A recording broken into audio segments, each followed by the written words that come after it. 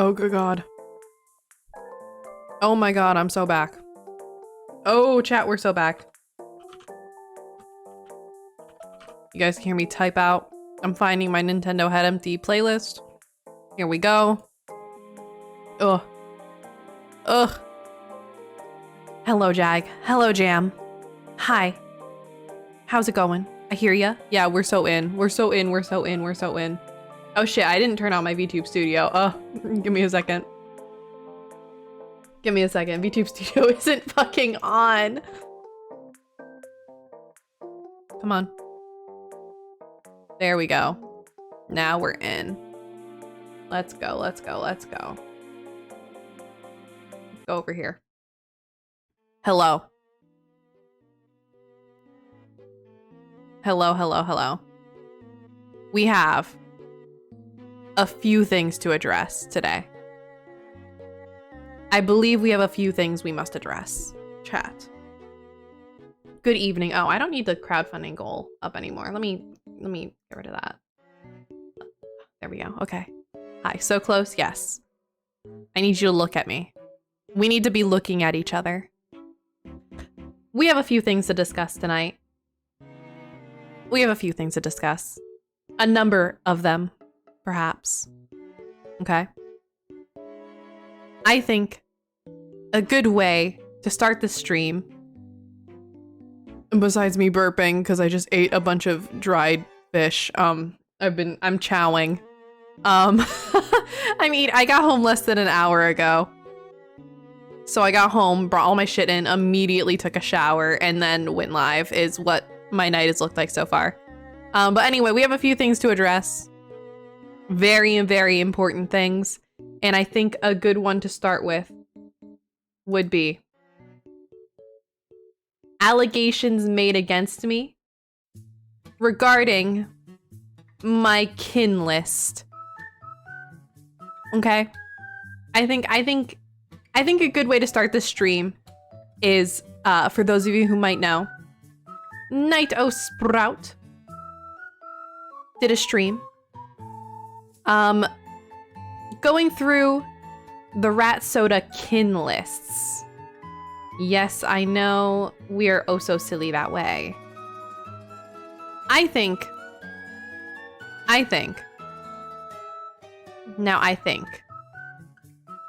have to address my kin list, as I was, I believe, the only Soder who could not make it.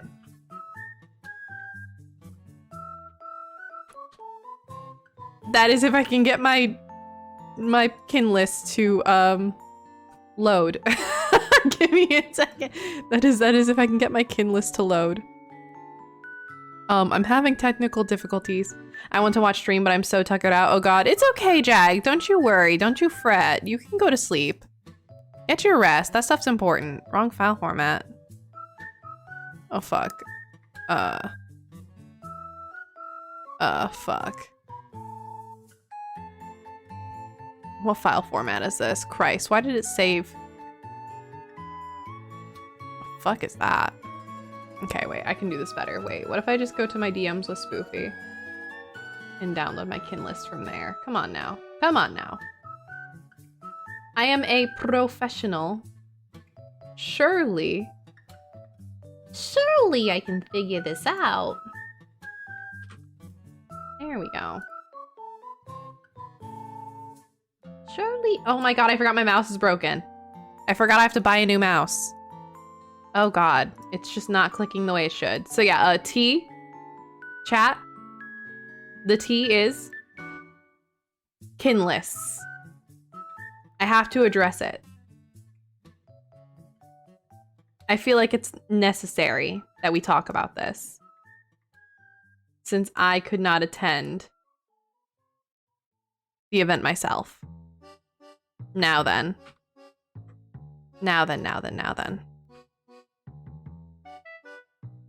Let us take a little look-see, shall we?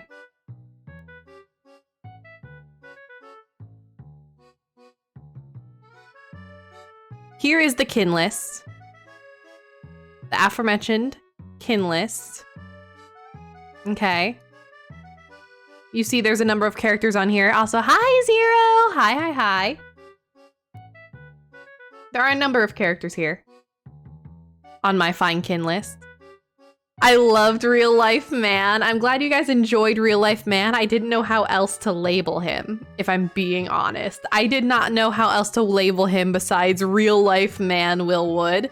I considered Will Wood, parentheses, Real Life Man. I considered Will Wood, parentheses, from real life. I figured just going Real Life Man Will Wood was the right energy, though. Real Life Man, powerful individual. I'm glad you guys enjoyed that. Now let me read through my kin list, shall we? Let me browse it with you all. So I felt like first and foremost it is very important to open up with something easy, something simple, something all the rats already know that I am, and that is Chilchuck Timms of Dungeon Meshi. Given that the rats themselves assigned me as Chilchuck, I felt this list would be empty without him. I do relate to Chilchuck. I do relate to Chilchuck something pretty violent. I think he and I have the same emotional issues. I think he and I have very similar attachment issues. That is so real and so true, and he gets it. He gets it. I understand him. He understands me. Chilchuck and I, we are one and the same. So I suppose the oomphs were right to say that I am very Chilchuck coded because it's true. I am Chilchuck coded. One time Tiger Tooney in the Discord wrote out a very long analysis, interpretation of Chilchuck's relationship to people and the way that he processes his emotions and his attachments to people. Followed at the very end by... Oh, no. It was then followed by Spoofy.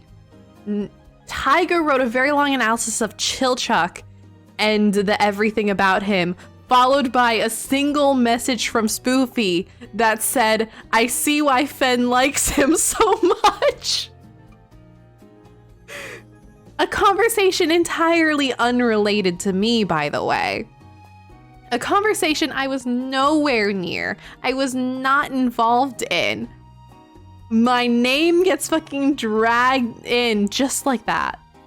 Just like that. Just like that. I don't even talk about Chilchuck that much. Like, I don't talk about Chilchuck. I don't retweet Chilchuck art. I don't yap about Chilchuck that much. I only talk about him when he comes up. And yet, everyone has read me for filth on Chilchuck, so you know what? Sure, yeah, I'm Chilchuck Dungeon Meshi real life. Okay? There, you have it. You happy now? I am, behind the screen, I am Chilchuck Timms, father of 3 grown daughters. That is simply me. Now then, our second pick was one the rats did not know. The rats did not seem to be aware of this character, and that's okay, I can elaborate. This is Ashley. Next to Chilchuck is Ashley. She's a baby. I love her dearly. That's my little girl. That's my sweetheart. That's my angel. I love her. I hold her gently. I hold her in my arms. She's my sweet little thing. Now, Ashley. Her deal is in fact that she is traumatized, but everyone in Necrobarista is traumatized. I don't know who said it, but I think it might have been Ryan said, if I had to guess why Fen likes this character so much, there's probably some deep-seated trauma and emotional issues. There is, but I would argue that Ashley is actually, of the traumatized bunch, the least traumatized with the least deep-seated emotional issues. I think she is actually the most well-adjusted of probably everyone in that game.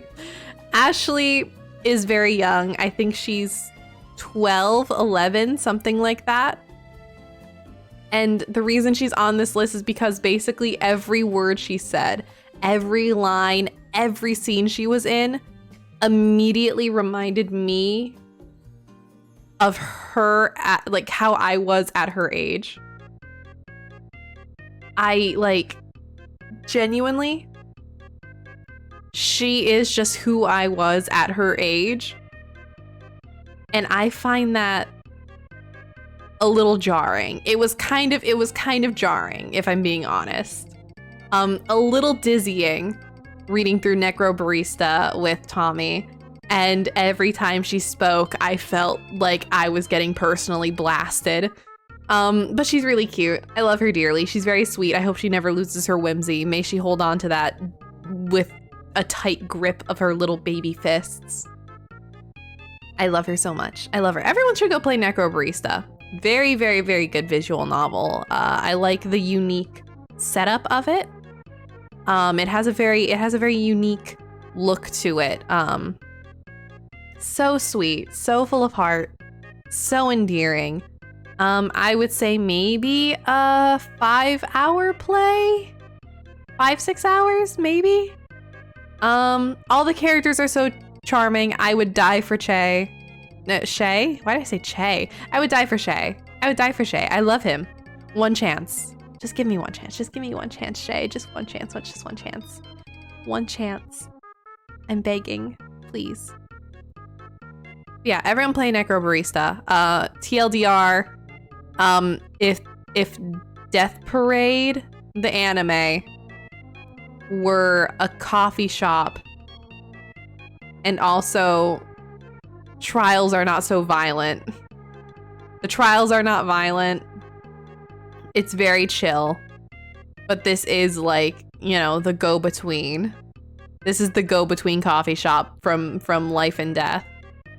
And I like that. I like that. All the characters are so sweet. They're so cute, and I like them a lot. Next is RGB. Another one that only some of the rats know. He has been a man of my heart for a very long time. I love RGB. I love him so much. I need to catch up on the Property of Hate. I haven't read in a few months. RGB looks very interesting, I will admit. It's a free webcomic. It's a free little webcomic. If you look up The Property of Hate, it's right there. It's not finished, it's still ongoing. I know the author has a lot of health issues, so they're kind of on and off of being able to work on it, but ugh. I love it. I have The Property of Hate open in Google search in a tab right now as we speak. Good. Yes, good. Okay. RGB has a very similar mental illness to Chilchuck Tim's, if I'm being so honest. But while Chilchuck becomes like a standoffish tsundere, RGB is a little clown about it. RGB is a theater kid first and foremost, so while he has the same sort of brand of attachment issues that Chilchuck has, he goes about it in like a theater kid kind of way, while Chilchuck is just a tired man, you know?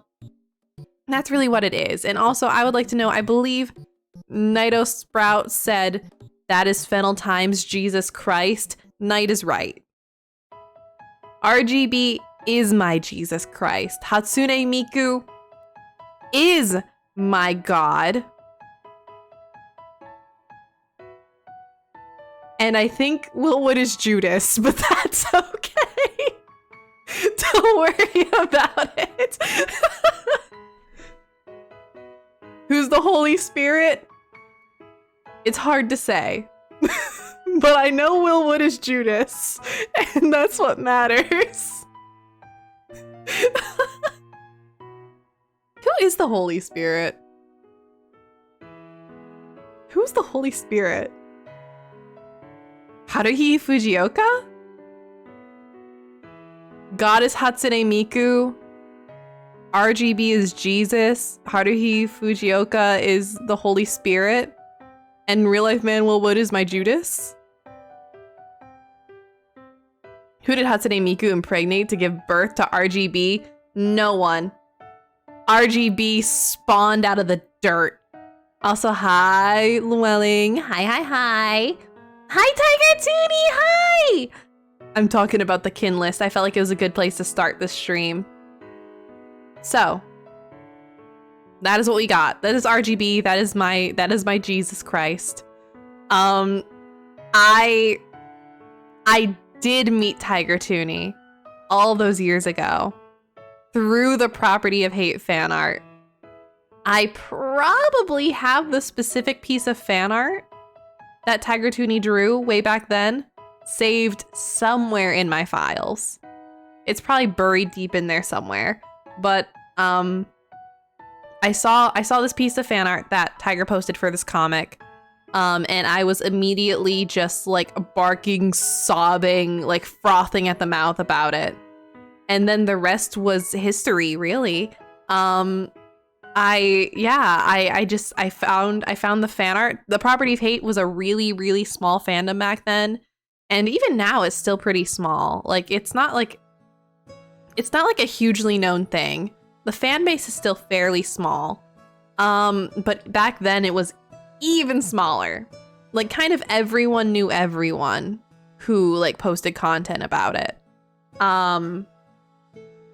So I found Tiger Toonie and I was like, bark, bark, bark, bark, bark. And he hasn't been able to get rid of me since, is how it went. I just kind of kept barking at them until he let me in. I just kept barking at Tiger until he let me in the Skype call, and then it was trapped. I trapped him. Oh, love you, bud. I love you too, Tiger Toonie. Wah. I love you too. Let's see. Oh. Kuronosuke Koibuchi. Oh, Kuronosuke Koibuchi. Oh, what can I say about Kuronosuke? What can I say about Kuronosuke? I think Ryan at this point said, an MO of Fennel's is, characters that they either want to be them or fuck them, and Kuronosuke falls under that something violently. Kuronosuke falls under that pretty violently. I just want to say that you guys reading my kin list was like the most violent read I have ever, like, I felt like I got thrashed. I felt like you guys grabbed me by the throat and flung me around like a rag doll. It was vile. It was rotten. It was evil what you all did to me. But God, it was funny. Oh, Tommy! Tommy? Hi! Can someone shout out Tommy for me, please, and thank you. Hi, Tommy. Welcome in, Raiders. Hello, my name is Fennel-Thyme, variety streamer, VTuber, and little guy extraordinaire. My pronouns are they, them, and that's real life man Will Wood. We're reading my kin list. This is my kin list. These are my kinnies. Parentheses, not literally kinnies, but characters that I relate to, comfort characters, blah, blah, blah. Friend of the channel and friend of me, Night of Sprout had a stream event where one of the rewards was they go through the kin lists of our unofficial streamer group Rat Soda. Everyone in Rat Soda, we all make a kin list and we hand it to Night, and Night goes through all of them and reads us. And this was my kin list that I submitted. However, I was not able to attend that stream myself while everyone else was. So this is my turn. This is my opportunity to, after the fact, talk about my kin list, because all of you read me disgusting filthy when I couldn't even defend myself. So here we are. Okay. Y'all read me disgusting, violent, vile, evil, filthy when I couldn't even defend myself for it. Evil. Mean to me. We read you because we love you so much, Fen. Y'all love me so much that you know me too well, so you guys read me so evil, vile, disgusting, rotten. Ugh. Might as well just called me a wench while you were at it. It's fine. It was fun being in the bleachers. God. So yeah, anyway, I hope you had a good stream, Tommy. I hope you enjoyed building your guy. Did you finish him? Did you finish the guy? Did you finish the guy? I saw it. I was chilling while I was driving home. I saw a good chunk of it. I listened to a good chunk of it. I was keeping up. Also, hi, Blue. Welcome in, welcome in, welcome in. God, no, such a large man. Oh, so did you just get like the legs and the torso? Understandable. It is a large man. It's a master grade, yes? Question mark? Master? It's a master grade, right? I don't remember. I just remember it's a big man. But yeah, if you need to get some rest, I understand. Anyone who came in as well, if you guys want to get some rest, I understand. But I appreciate you guys stopping by and saying hello. Real grade, master grade, low-key, same thing. Oh, I see. So I see. But yeah, so tonight we're going over just a bunch of stuff that I missed on the last couple weeks. We're starting with the kin list, and then we're probably going to talk about Gundam-based mobile tour this weekend, which I was there with Tommy. My turn to talk about and complain about the Gundam-based tour. And then I think we're gonna go over my Steam wish list because we have a number of decisions to make. Because I had a doodle-a-thon a little bit ago, and I need to make good on doodle-a-thon promises. Yeah. So let's finish this kin list, and then I guess I should also talk about like why I've been gone, because I did kind of do that doodle-a-thon and then run away, so I can catch you guys up in general about life. But let's finish this kin list and then we can catch up on life, okay? So, where was I? Kuranosuke. When Ryan said Fen is prone to getting attached to characters where they either want to be them or fuck them or both, that is Kuranosuke. Ryan is right. He's right. He knows me. It's correct. I want to be him. I want to fuck him. Both. Both, please. Kuranosuke, both, please. One chance. Princess Jellyfish is one of my favorite anime. Full stop. It cooked my brain in a special kind of way. It's about a house of women neets who are so very autistic. Have their funny little special interests. Do not go outside. The main girl, Tsukimi, whose special interest is jellyfish, runs into this beautiful, beautiful person, this most gorgeous, absolutely beautiful person, who helps her rescue a jellyfish, and then their lives just sort of get messily entangled. And that beautiful person who Tsukimi is like, oh, that's a beautiful, beautiful woman, just a gorgeous, beautiful woman, is in fact actually a man named Kuranosuke Koibuchi, who is a casual cross-dresser. He just cross-dresses. He's into cross-dressing. He's into clothes. And it's not a big deal. That's it. It's not a big deal. He likes to cross-dress. He likes to look like a woman, but he still identifies as a man. He's chillin'. And I just love Princess Jellyfish and everyone should watch it. Smile. Haha. Hee. Oh, it's my comfort show. I watch it probably yearly, the whole thing. I have the manga. I haven't read the manga because I'm really bad at sitting down and reading things. But I do have it. I should read through it, all of it, at some point. I think I read through like the first volume and did not continue. You need to show me Princess Jellyfish? Oh, babe, any day. It don't take much. All you need to do is just sort of like look at me and say, Princess Jellyfish, and then I'll like, I don't know, start barking. Like instantly. Next time I'm over, we can watch something cozy, and Princess Jellyfish is the cozy show. Easily. I'll bring back over the Zagok I bought, and it can be Princess Jellyfish and Zagok building, which honestly sounds peak. Sounds peak as fuck. Pink as fuck. It sounds pink as fuck, I guess. Yeah.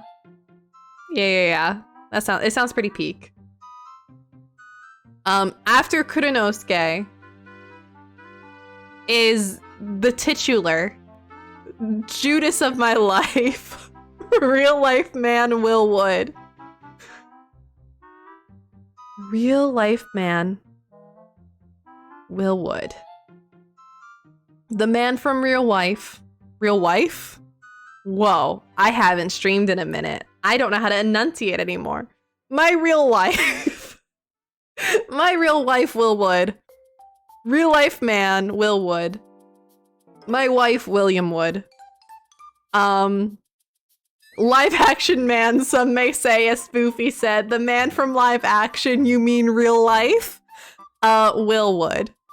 You mean a real life man. A real man. A real human man. Real wife man, Will Wood.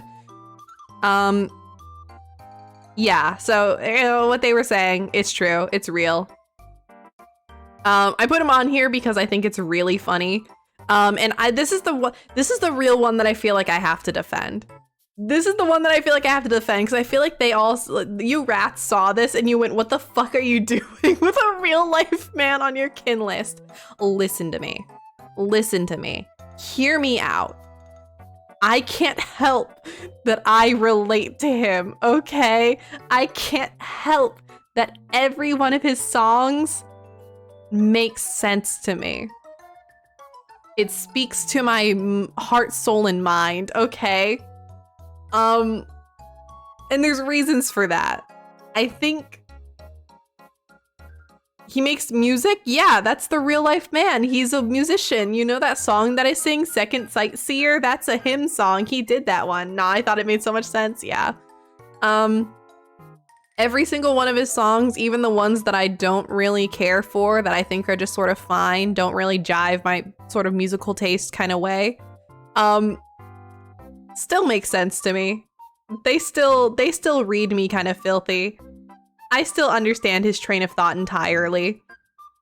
And is it because we are both people who are mentally ill that grew up in the same town? Like, who I don't know about grew up. I think he didn't actually grow up in my hometown. I think he just spent a lot of time there. I think he moved there at one point, something like that. I don't remember the details. I don't remember the details. I'm not reading. I don't cyberstalk this man that hard. But yeah, is it because he's a mentally ill man who spent a lot of time in my hometown, and thus absorbed the same environment that I did and then wrote music about it? Perhaps. Perhaps it's because we are similarly mentally ill people who grew up in the same environment. Maybe.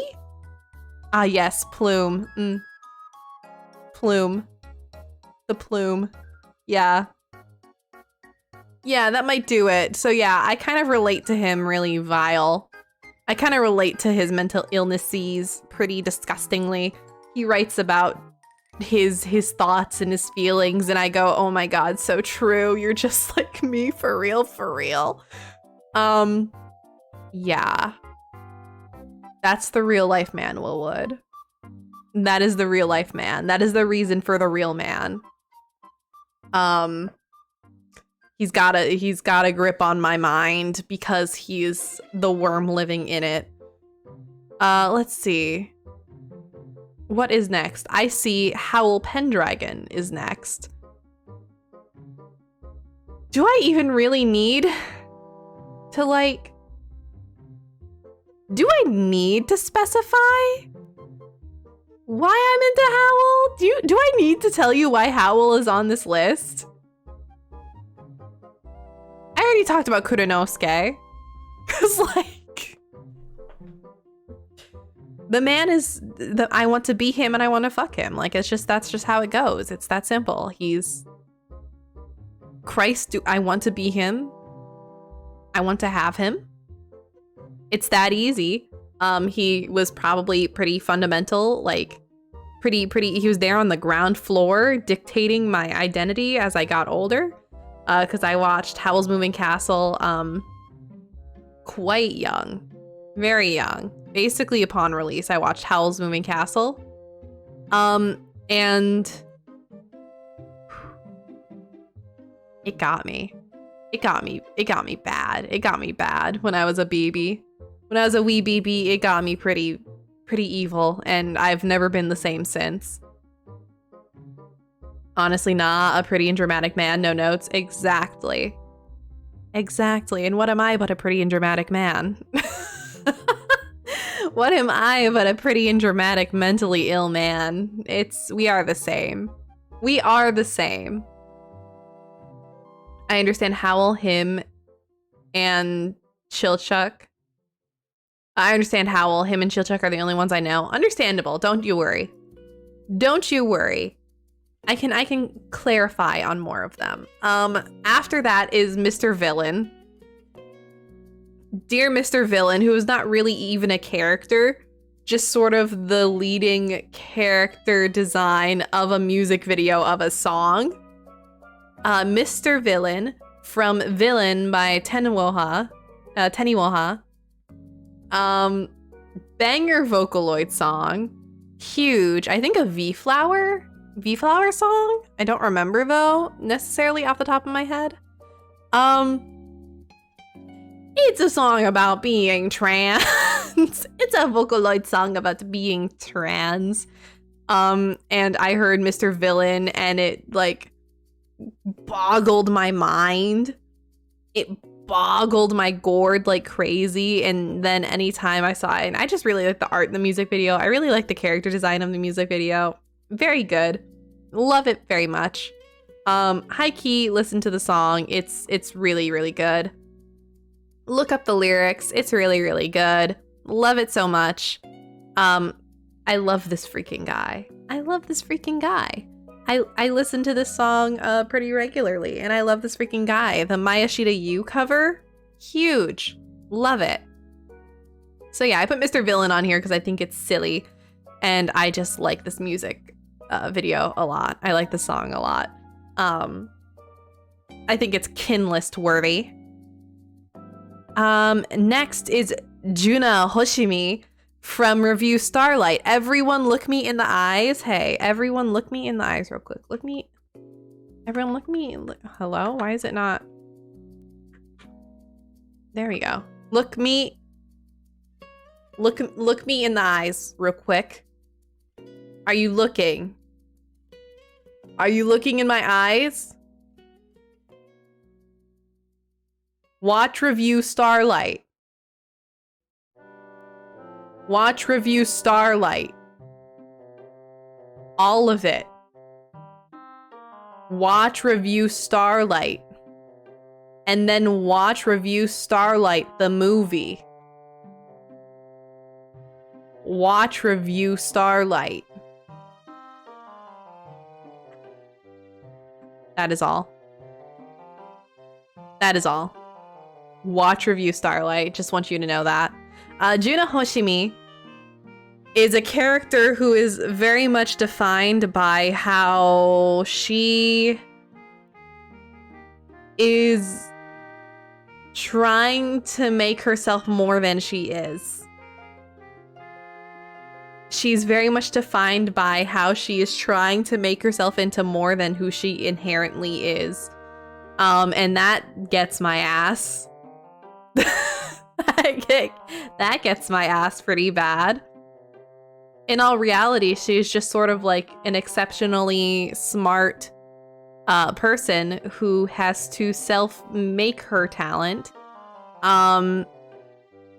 She looks around at the people around her and feels like they are just born gifted. They're just God's gift. They're just built different. They're just built better. Meanwhile, she has to work for it like crazy. And she's not really like... She's jealous, but she handles it well. And just keeps trying oh so hard with her crazy inferiority complex. Huge, honestly. That's my, like, half-thought, half-baked Juna read, because admittedly, I'm really tired. I don't know how to explain her better right now. I know I have, like, I know I could probably write an essay about her, but I don't have it in me to write a really good essay about her. I think you should just watch Review Starlight instead, and then you'll understand, that's all. You can get to know her and her girlfriend, because they're all gay. There's nothing more gay than theater lesbian magical girls. That's pretty fucking gay, guys. That's pretty fucking queer, my dudes. Lastly on this list, we have the titular Haruhi Fujioka, which I also don't think I need to explain. Like, let's be real. Let's be real, chat. You know why Haruhi is here. You guys know why Haruhi is here. Look at the literally everything about me.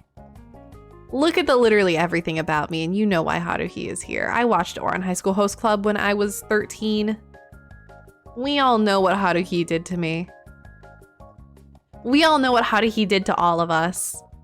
If you watch this show at 13, you know. You know. So she had to go on this list.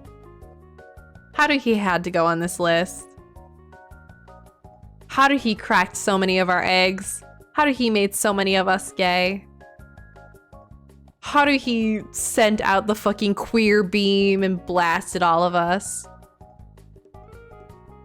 What's the list about? This is my kin list. This is my kin list that we were just reviewing as one of the many things that we must discuss today.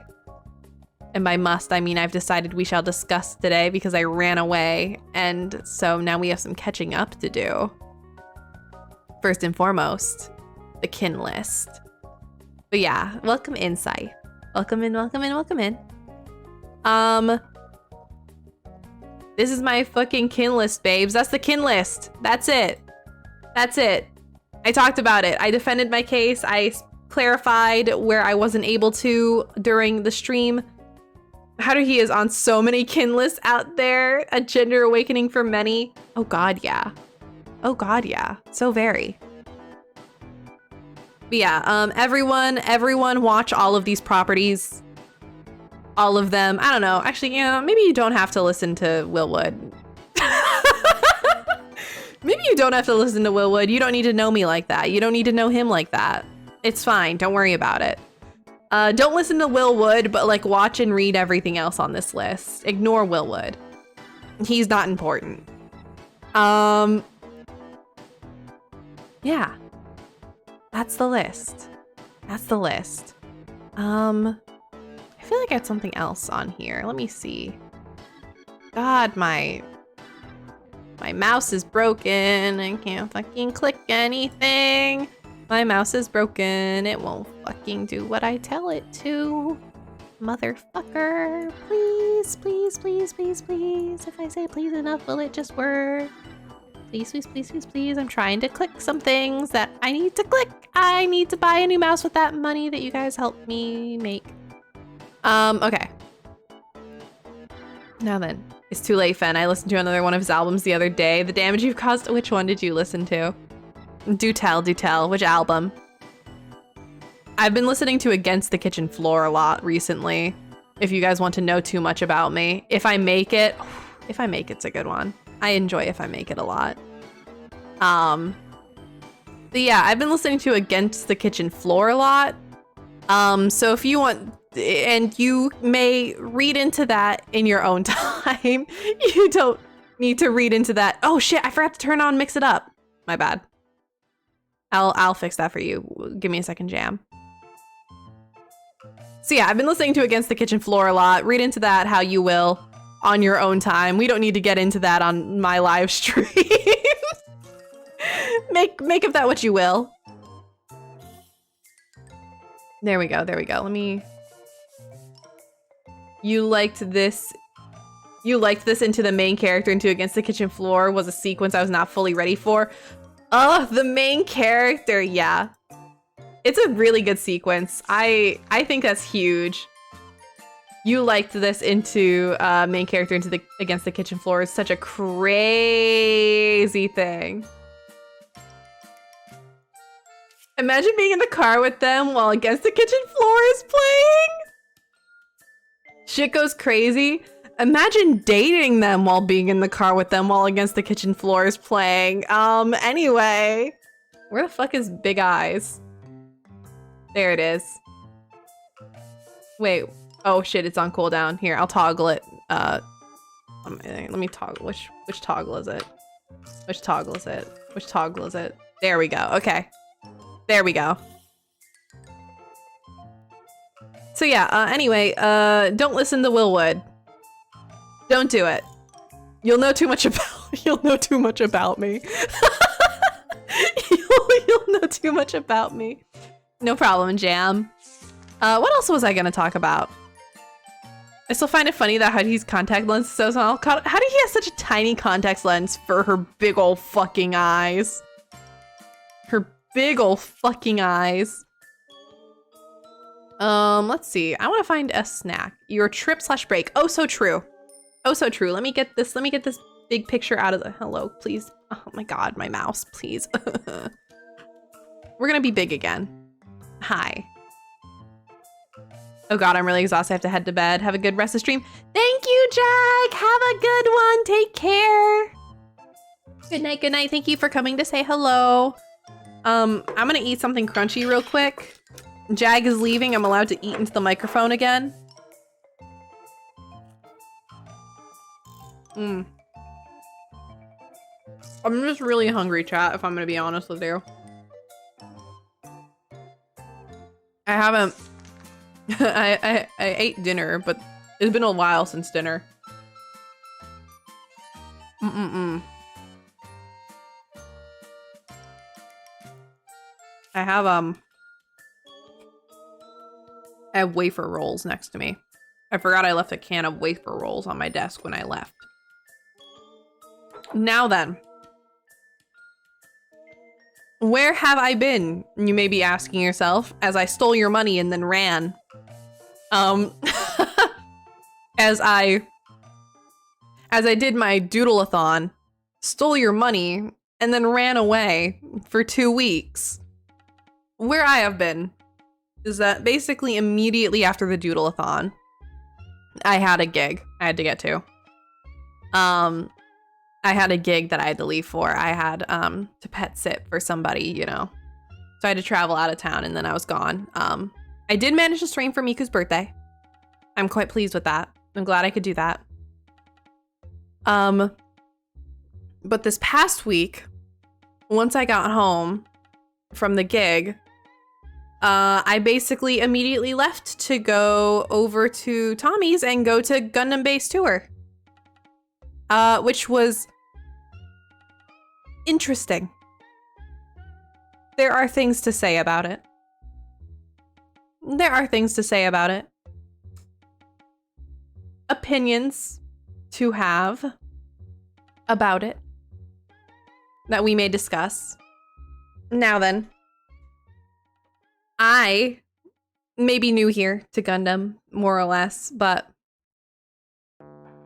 maybe it's my newness bias, but I had a good time at Gundam Base. I had an interesting time at Gundam Base, but I had a good time at Gundam Base. Let's see. How do I want to tell this story? I think I'll walk us through it. Let's do it day by day. May I sit in to join? You may. Oh, Tommy, you absolutely may. Just call me whenever you're ready. You can help me. You can story time it again, because I know you were talking about it on your stream as well. I know you were having a little discuss about it. Hello? Oh, Christ. Hi.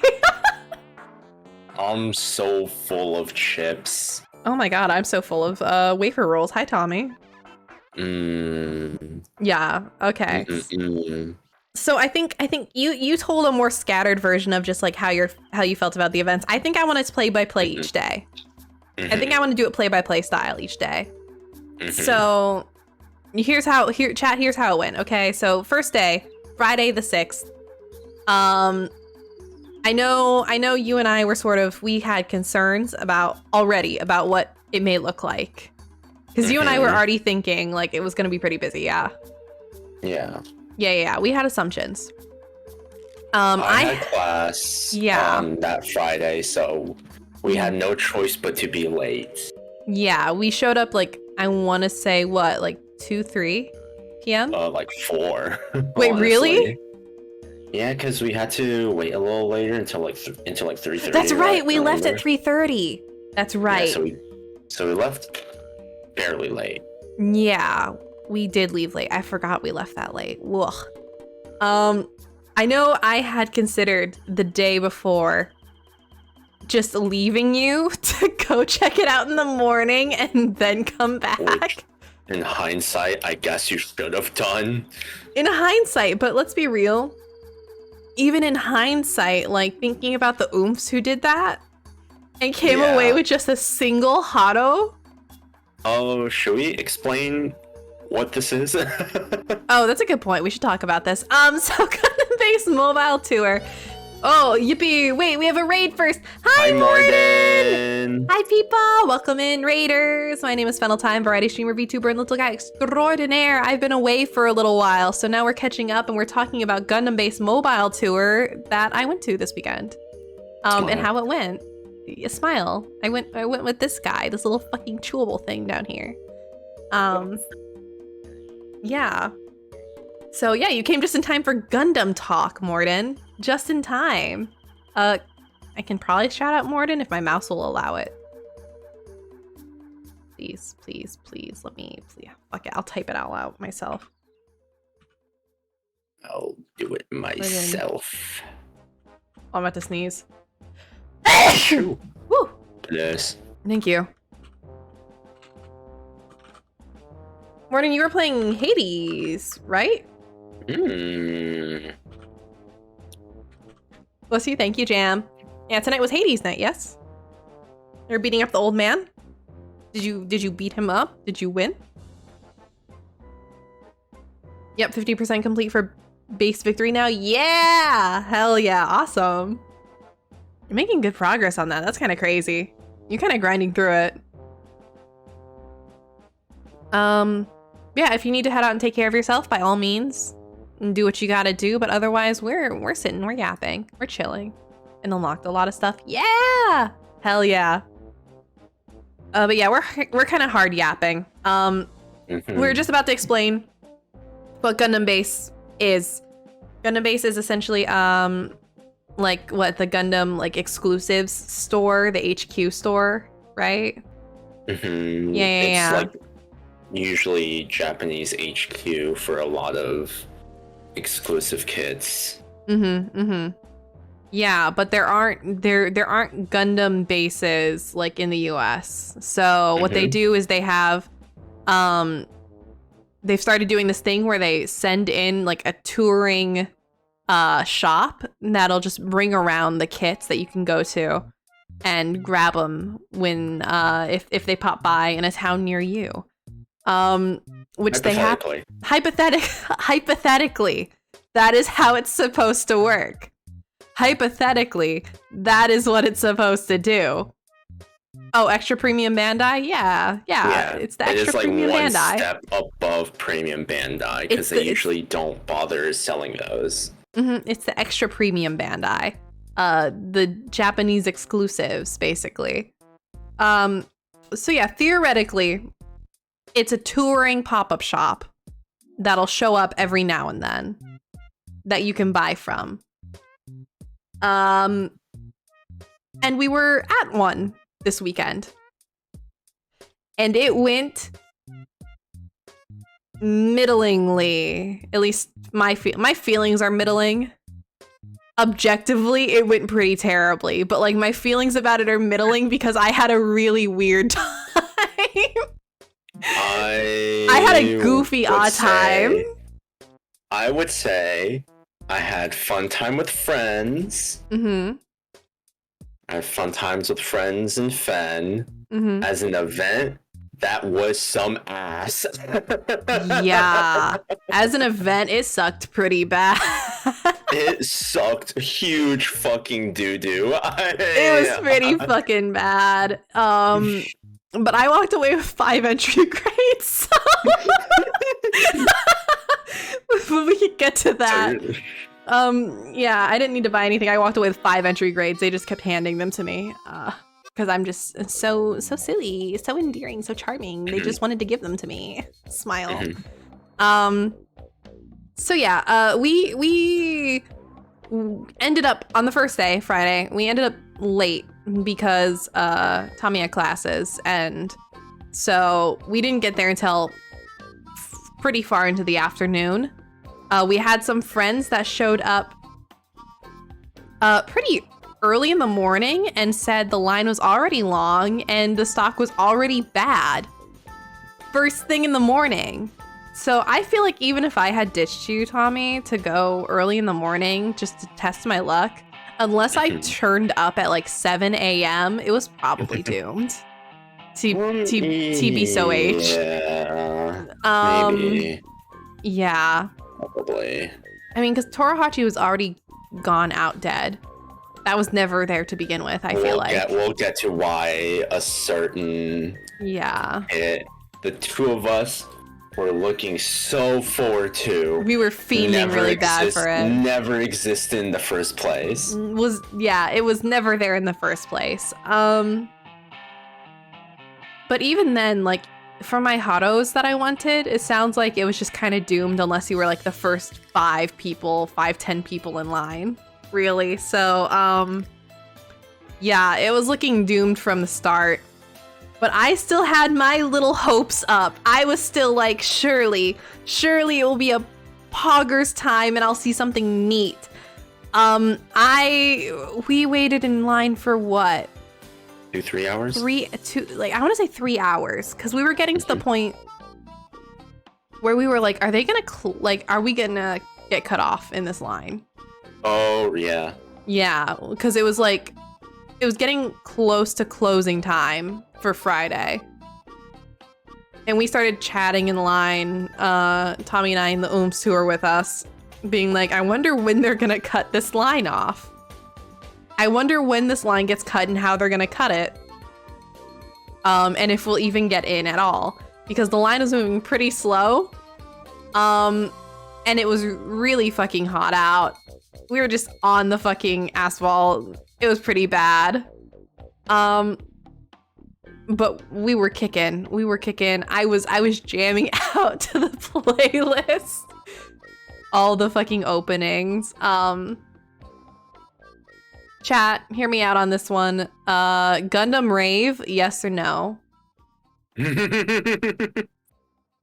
All I could think about in my 2-3 hours in line was how I think a Gundam rave would go pretty hard. I feel like a Gundam rave would go pretty hard. I think Gundam-based mobile tour should actually just be Gundam-based mobile raid or like rave. I think it should just be a rave. And I think that would be sick. I think Bandai, Bandai will never, they can't even get this much right. But like, if Bandai were cool, it'd be a rave. It'd be a rave where you can buy kits. Lock the fuck in. If Bandai locked the fuck in, it'd be a rave. Because Animage and I would hit the fucking speakers and everyone would like shit, piss, and vomit. Throwing ash just like Quattro Bacino would want us to. Exactly. It's as we should. So anyway, yeah, Friday we managed to get in eventually, basically right before close. Like right before close, maybe 10 minutes till, if that. And God, was the trailer empty? Crickets. It was so crickets. It was so crickets. We walk into this trailer and I'm looking around and the only exclusive I spotted was the painting entry strike, which is just an entry grade strike, but grayscale for easier painting. That was the only exclusive I saw. There's Everything. like a few random clear color variant kits here and there. Yeah, at the time, I guess there were a couple clear colors, but I did not give a shit. Yeah. I don't care about clear colors. Oh, and I guess there's the bits part too. Oh, yeah. It's so cricket. I love how it's so cricket and it was so crickets have entirely opposite meanings. Isn't that just the English language? Ain't that just how it goes? I love it. Yeah. But yeah, it was bad. It was bad in there, y'all. It was pretty bad. I actually didn't buy anything. Day one, And I went through with. Yeah, day one, I went through that 3-hour line, walked into the trailer, and walked out without anything. I did not get anything. And I walked out with a part set. Yeah, you walked out with an optional parts set that is technically Gundam Base exclusive. But okay. Technically Gundam Base exclusive, but also not, because they used to be retail release part sets. Yeah, now it's a Gundam Base exclusive. So it felt even shittier. It's an ex-retail part set. Yep.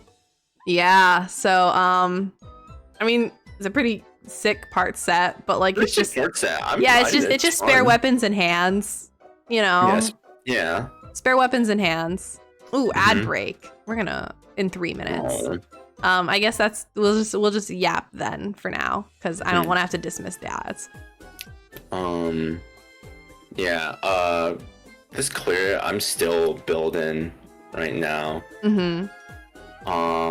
I also said don't give a shit. I don't give a shit about clear kits, but maybe I changed my mind. Oh, This yeah. is really pretty. Damn. I like it when I can see, especially for like real grades or master grades, that you can like see straight through their frame. And I can see their naked frames. Whoa, flush. Whoa. He's naked. The last thing I want to see is Amuro right naked. Maybe I won't drive 2 hours to go to the one in my state. Here's the thing that's scary, and we'll get to it later. It's so 50-50. Because it really depends on if Bandai deems your city worthy. Because on my stream earlier, someone was like, I walked out with 8 Torohachis and they didn't stop me. And I'm like, what the fuck? I would have killed someone. And they I were would've killed. they were told that there was no order limit. Yeah, they could just... You could hypothetically walk out with the entire stock and nothing could stop you. Yeah, you could just literally clean them out and just be... No one would stop you, theoretically. I so thought because of the nature of this event, there would be order limits because that's the normal thing to do, no? That is the normal thing to do, to have an order, be like, 1 to 3 of, whatever. Per person? Yeah, per person. And then I guess if you're really dedicated, you come back every day to buy your 1 to 3, right? Maybe if that, because I don't know how they would stop you if you came up multiple days, right? Yeah, like, unless they recognize you like they did to you. Yeah, unless they recognize you every single fucking day, like they did with me. They knew me by name. By day 3, they knew me by name. Literally, by day 3, they were like, "Oh, Fennel, you're back," and I'm like, "Yeah, I am." For some fucking reason, I'm back. As if I didn't choose to be back every day. But like, they would be so surprised. They literally knew my name. Day 2, they asked my name and they're like, "Oh, Fennel," they're like, "Oh, you're back from yesterday." I'm like, "Yeah." And then when I showed up day 3, they're like, "Oh, Fennel, it's you, welcome back." It was so sad. Okay, we're free. So, and we can circle back around to that too, and after we're towards the end.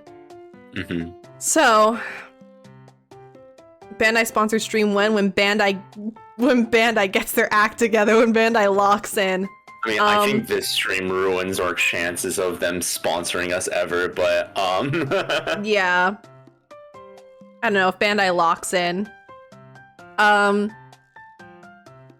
So Friday, not shit nor all. Actually, I did walk away with something, but it was not a purchase. It's the build table. Oh, right. So at the Gundam Base events, they have this table of like the entryest entry grades. They're not even entry grades. They're like they're called of entry grades. They're called like workshop kits, like workshop version, and they're just like it's an ARC 78 too, modeled like I think it's the same outer shell model as the entry grade. It looks similar. I guess similar, but technically still different. Yeah, still different technically, but it looks very similar. But it's like even less parts. It is even simpler. He's like the McDonald's version of the entry grade. But I love him dearly. So when they say, would you like to build this guy for free? He is yours. I say abso-fucking-lutely yes. So simple that I was popping the pieces out with my hands and just building him off of vibes and heart. I already knew what he looked like because I have a friend who gave me theirs a while back. She had one and she's like, I don't actually really want this. Do you want this? And I said, please, thank you. But this was my opportunity to build one myself, and I loved it. I loved it. So I waited 3 hours in line to build a free shitty entry grade. To build a free shitty little guy. That was my day one. Yep. It was chilling in line with the Oomfies. Seeing this trailer was stripped dry. And then building a shitty workshop grade little fucking thing and saying, oh, he's my son now, and leaving. A literal freebie. Literal freebie. It was the literal freebie. And also, I didn't even get to finish building him there because they closed so fast. I didn't finish building. I didn't finish building him. You had to go back home and then you broke the V-fin. Yeah, I snapped his V-fin off. It was so sad. We had to finish building it. We went back home and I snapped his little V-fin off and then I went, oh. And my fingers fumbled closing the head and I snapped it. So now he's battle damaged. It's the battle you know what? You think that was like an ill omen? Yeah. Yeah. Snapping the V-fin on the little guy was like a warning. Oh, for sure. Yeah. Yeah, definitely. Yeah, that's pretty bad. So then came day 2, Saturday. Yeesh. Yikes. We showed up early. We actually showed up early this time. Yes, like I believe. 2 hours before. Yeah, we showed up. No, we didn't get there 2 hours before opening. Did we not? No, that was Sunday. Oh. Saturday we got there. They open at 10 and we got there at about 9, I want to say. Yeah. Saturday open at 10, we got there at about 9. The line was already pretty long, but like not awful. So I popped my ass in line, again with another group of besties. And I still had hope. I still had hope because we had heard from the employees that they would that they were restocking overnight. That's what I had heard. That they they'll refill the trailer overnight. So what I figured is that day 1 we got there too late. The trailer was empty and they have limited stock per day. So I was like, okay, day 2, we're getting here pretty early. Surely I will find something as they refill the trailer. It was still a 2-3 hour wait from where I had gotten into line. it was still so fucking hot out on black asphalt. The day before, though. It felt worse the second day. Really? Yeah. Oh. I don't know. It was pretty bad. So yeah, 3 hours on black asphalt, in a line, on a snaking slow line with Gundam openings looping. Maybe a little maddening, but I did have a good time again, just chilling with the friends. Objectively, I guess, but objectively maddening, but I was having a good time because also we did that funny line thing. I'm sure anyone that has like been to conventions, stuff like that, like knows this moment in lines where like you have multiple groups of friends in this line at different points of the line. And it's a snaking line, so every time you guys come back across each other, it's like you're waving again at each other, and then you separate, and then the lines meet back up again, and then you wave at each other again, and then you separate. It was a lot of that throughout the day, which I am always easily amused by. So easily. I'd just turn around and like spot like another group of friends and then start waving, and then they'd wave back, and then we'd go back about our business, and our business was just waiting in line and talking about what the fuck there might be. Which turned out nothing. There was nothing. Worse, some may say. It was, yeah, some may say it was actually worse. Day 2. Despite it being first thing in the morning. 'Twas pretty bad, my dudes. And on top of that, I got fucking recognized immediately. Literally, I got into line, and then like the guy that was watching door day 1, or like letting people into the line, into the trailer day 1, was like, "Oh, you're back? You're back for more?" And I was like, "Boy, am I." Boy, am I. Literally every employee recognized me. I cannot stress this enough, guys. Went Friday, turned up Saturday. Every employee recognized me. They didn't make those comments about any of my friends. I didn't see them comment about any of y'all. But me? They clocked me. It was so bad. They clocked me. The cashier recognized me as the guy who waited hours in line just to get a part set. So that's something. That's something. At least I wasn't the only one being recognized, probably exclusively because I'm young and disabled. Yeah. Because here's the thing, chat.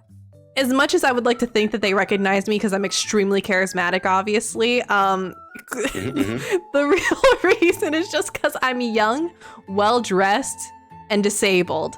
We all know that's the real reason why they recognized me. We all know. So, it's the fact that I am young, well put together looking, and using a mobility aid, a granny-ass mobility aid. That makes me very recognizable. So. Striking features. Striking features. My 4 wheels. So. Yeah. They all recognized me. Every single one, and a couple of them did ask my name. Which makes and the reason why I knew they recognized me too and asked my name is one of the women who was working like pseudo security and also like working the entry grade tables that day, you know, was like, "Oh, you're back." Like, yeah. And I was just waiting around for Tommy's group to go through because I was ahead of them. I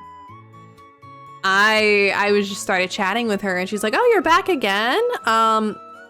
I was like, yeah, you know, just figured I'd scope out the scene since we came so late yesterday. I wanted to see what was up today. She asked my name. She's very sweet. I liked the employees. They were all very kind. Yeah, they're rude. Yeah, cool. Just want to make it clear, we shit on Gundam Base Tour, but everyone that was working there was very sweet. They were all cool.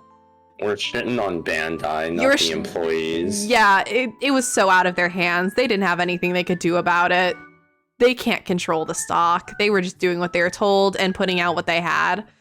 Yeah, they were super cool. And then she asked me if I wanted to build another entry grade, and I said, boy, would I. Boy, would I. So I built another entry grade while waiting for Tommy. And actually finished it. And I got to finish it this time because they didn't close on me.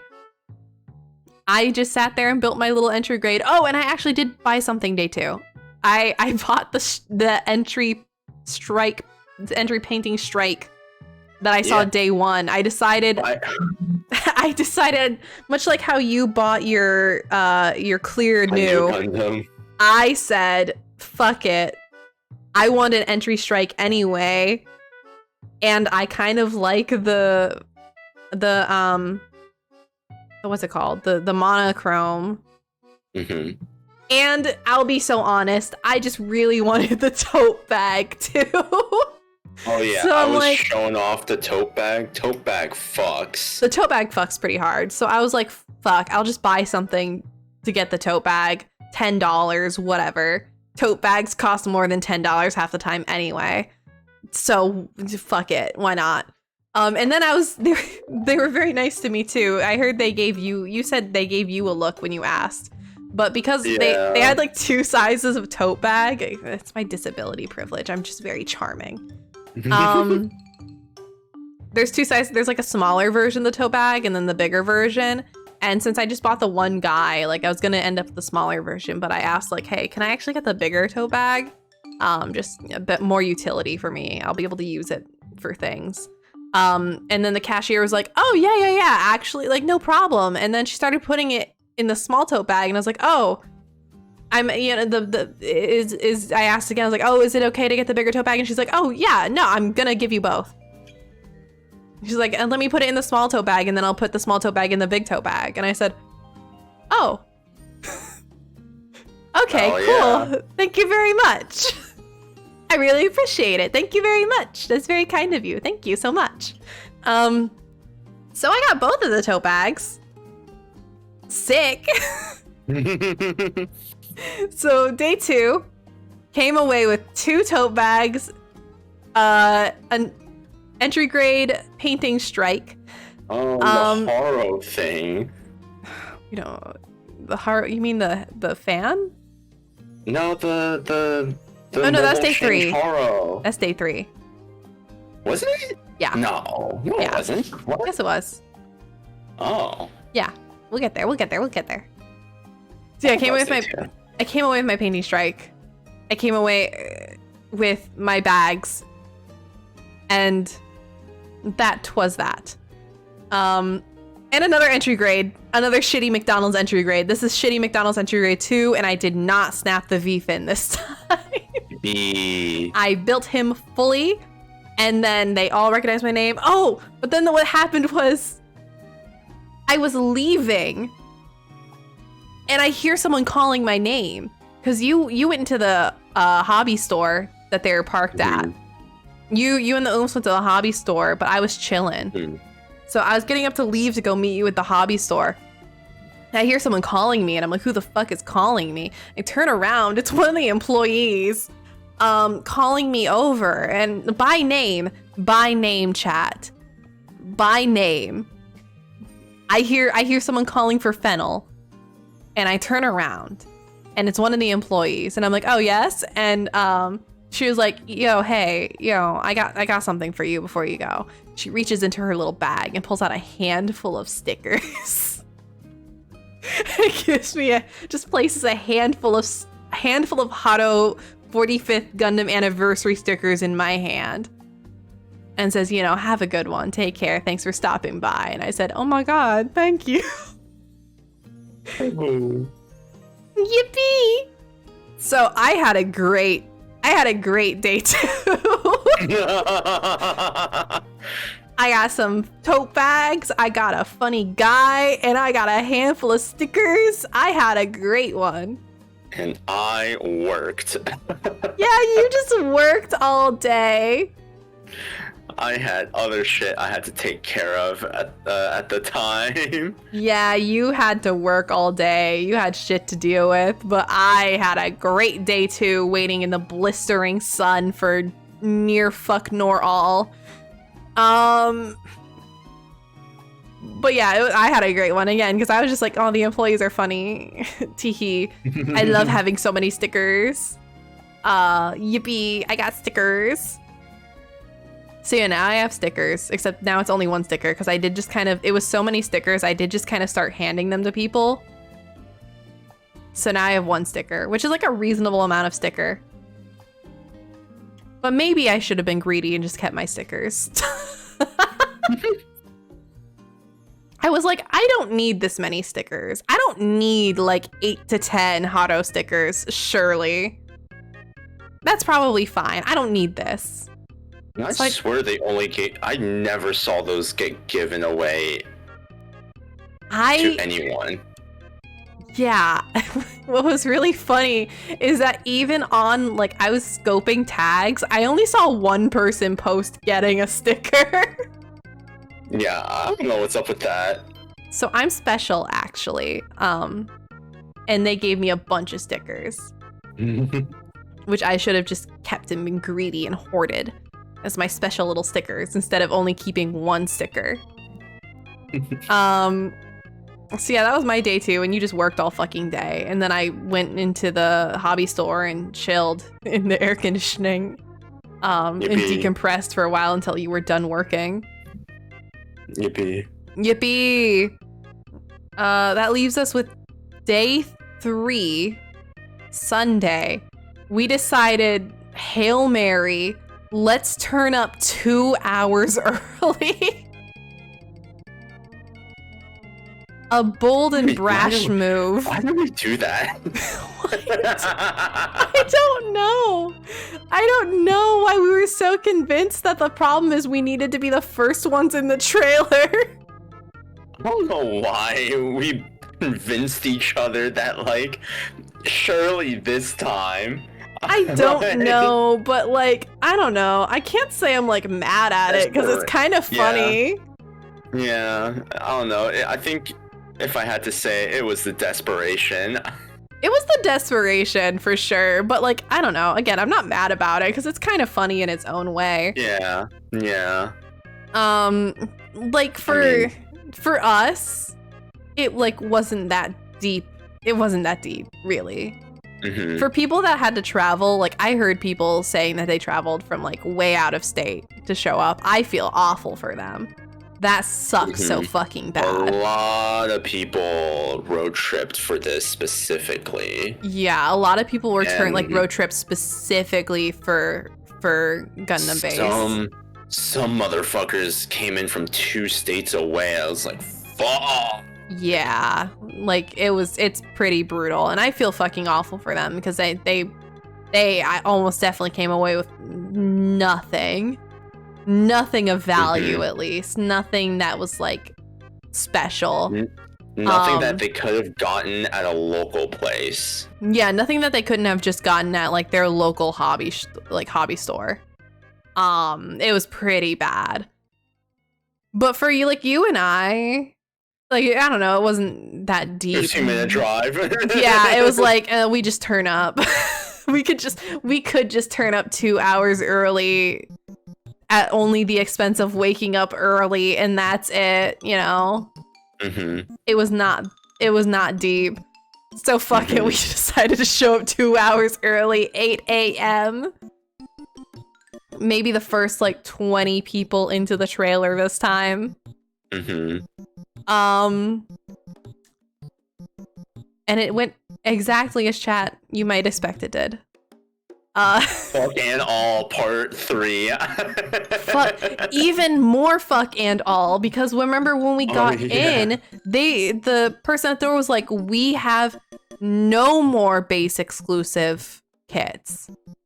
Yeah, we have nothing. She said outright, we have no base exclusive kits anymore. We are out of base exclusive kits. What you see is what we have. So what we saw is what they had. It was very little. It was pretty bare and dry. I did buy things day 3 still because I was sort of just like, fuck, whatever, man. I waited all this time. Is there anything cute that I want anyway? That I was sort of thinking of buying anyway. So I came away with another Gunpla-kun. I already have a Gunpla-kun. But I was just kind of like, maybe I want 2 of them so I can have one up in his like runner mode and then another in his little standing mode together. So I bought a second Gunpla-kun. So I'm like, fuck it, why not?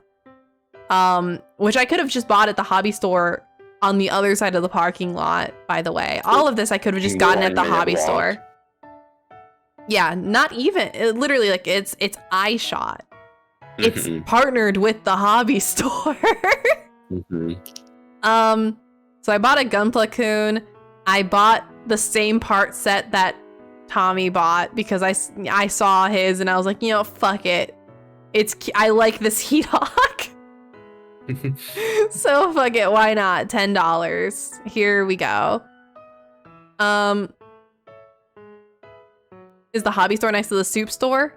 One could argue yes. One could argue yes. Corral. Yeah, exactly. There's the buffet, so it's yeah. Golden Corral, a soup store. There's soup in there. Yeah, I'm sure. So yeah, you can get the soup.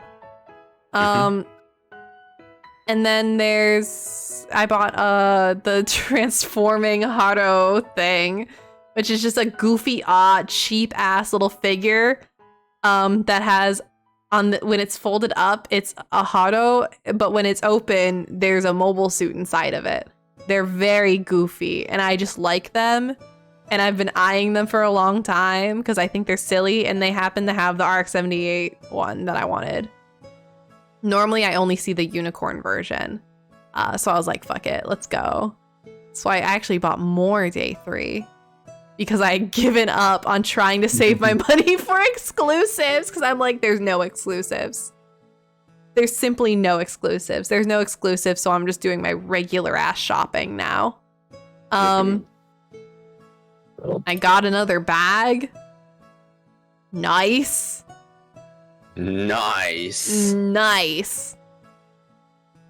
Literally everyone recognized me again. They're like, oh, Fennel, you're back? You're back for day 3? And I think my answer every time they were like, you're back for day 3 was, I figured I may as well. After doing 2 days.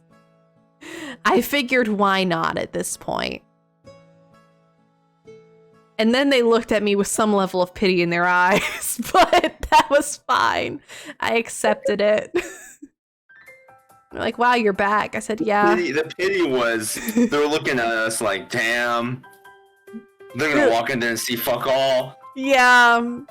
Yeah. But while we were in the trailer, day 3 is when we got the gossip.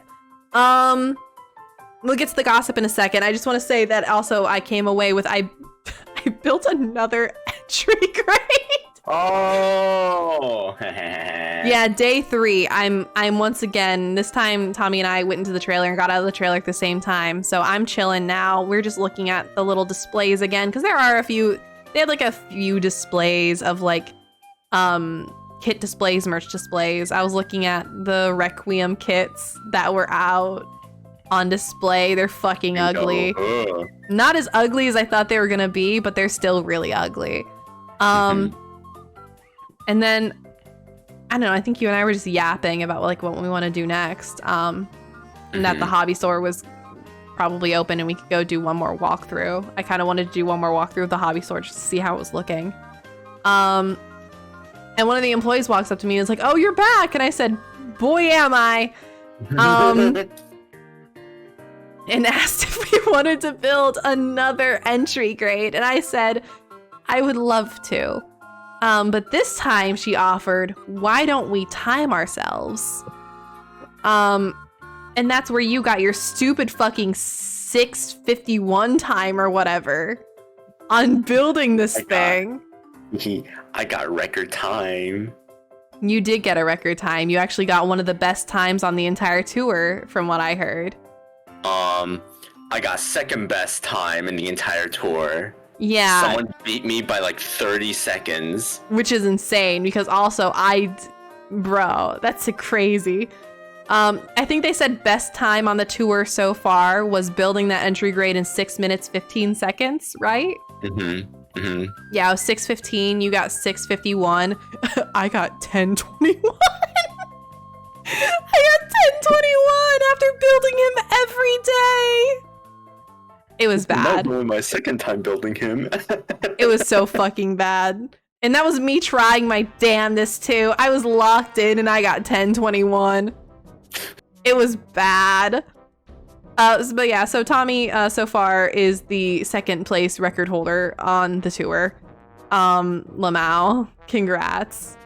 If y'all will see me on the leaderboard, smile. Yeah, they sure will. Just a little casual doxing. Well, you know. So if we're being real, it's not hard to dox this. Yeah. Oh well. Yeah. You know, see no evil, speak no evil. Given the time frame of us talking about this tour, it's not hard to figure out which one we went to. But you know, chat, look at me. Chat, we're looking at each other in the eyes. I'm winking. Yeah, we're gonna be cool, okay? Yeah.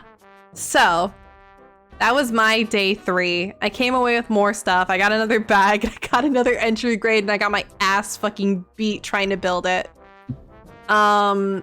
Congrats on your time, Tommy. I nearly killed you at that table. I nearly killed you at that table in that very moment, right where you stood. But that's all right. What matters is the nasty gossip we got, because as y'all know, if any of you guys have ever worked events, you know day 3 is when people start yapping. Okay? The final day. Yeah, the final day of an event is when people start yapping crazy. The employees will start yapping, like volunteers start yapping, people be yapping. All the secrets are out. All the secrets start getting out. So, when you and I were in the trailer, we overheard one of the employees talking with an attendee about like the tour and like what stock was looking like and what was up with the stock. And the employee was just straight up like, yeah, if anyone asked if they should come back the next day for better stock, I just told them no. I told them don't come back. It's not gonna get better. Which is crazy to say outright, but also like he's real for that. He's so real for that. And then the bombshell about why stock the entire weekend fucking sucked. Apparently, we just didn't get any new stock for our stop.